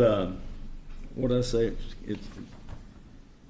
It's like the Mastronardi. This is like Fallstown Middle School or something like that. Is there? So it's a Fairstown Flyers are over there. Fairstown Middle. That's it. Fairstown. But like, I need to know. I think we need to move forward with a resolution. So you want to schedule a special call meeting and present a resolution to support this. Yeah, I mean, would you all be available Wednesday at 5:30? Let me check. Yes. I think so, though. I'll get it. We'll get Karen. Why don't we do it right after work, so she doesn't have to? Well, I'm just trying to, I know Chad and some of them have a little trouble getting here. Thank you for thinking of us. Yeah. Yeah. I could be here. All right. What day did you say? I think we need to move forward. December 4th. Wednesday, December 4th, 5:30. We'll prepare a resolution. Why don't you do it right before the workshop? I just want to get it, I want to go ahead and address it. Okay. I didn't know if you realized that's I do. 6. I do. Lexington is planning on doing the 3rd and the 5th. And the 5th is Thursday, correct? Yes. So if we went ahead and the pleasure of the court was to consider this, I think it'd be good if because we're the ones that, the grant, we're the administrator of the grant. And the grant has to be dictated, the grant money has to be allocated to this site. So that's why I think it would be good to have it done on Wednesday, and then Lexington could consider it on Thursday, and we could go from there. Yeah, let's move forward, Judge. I right. think it makes a lot of sense. So we call a special call meeting for Wednesday at 5:30. With that said, then, we'll move into executive session, KRS 61810 1C. Would there be a motion to go into executive session? So moved. All right. All those in favor, Who please. seconded Yeah, we need a second. Yeah, I moved it. I second. Motion, second from Rob. All those in favor, please say aye. Aye. Any opposed? We are going into executive session.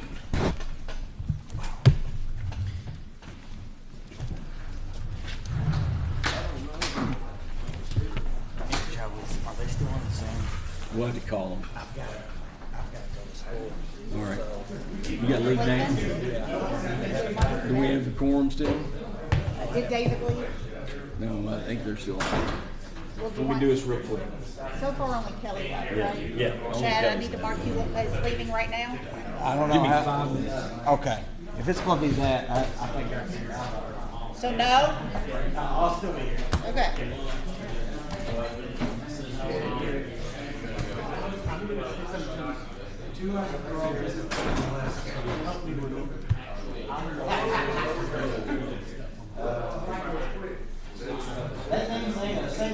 Okay, I'll just make a note to hire them. Call studio.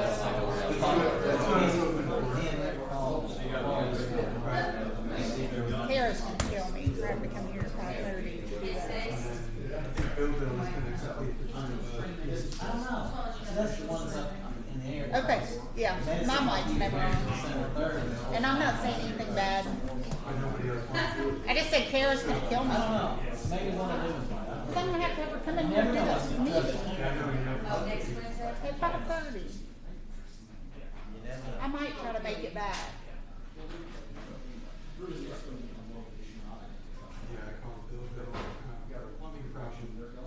We have a work session 2 days later.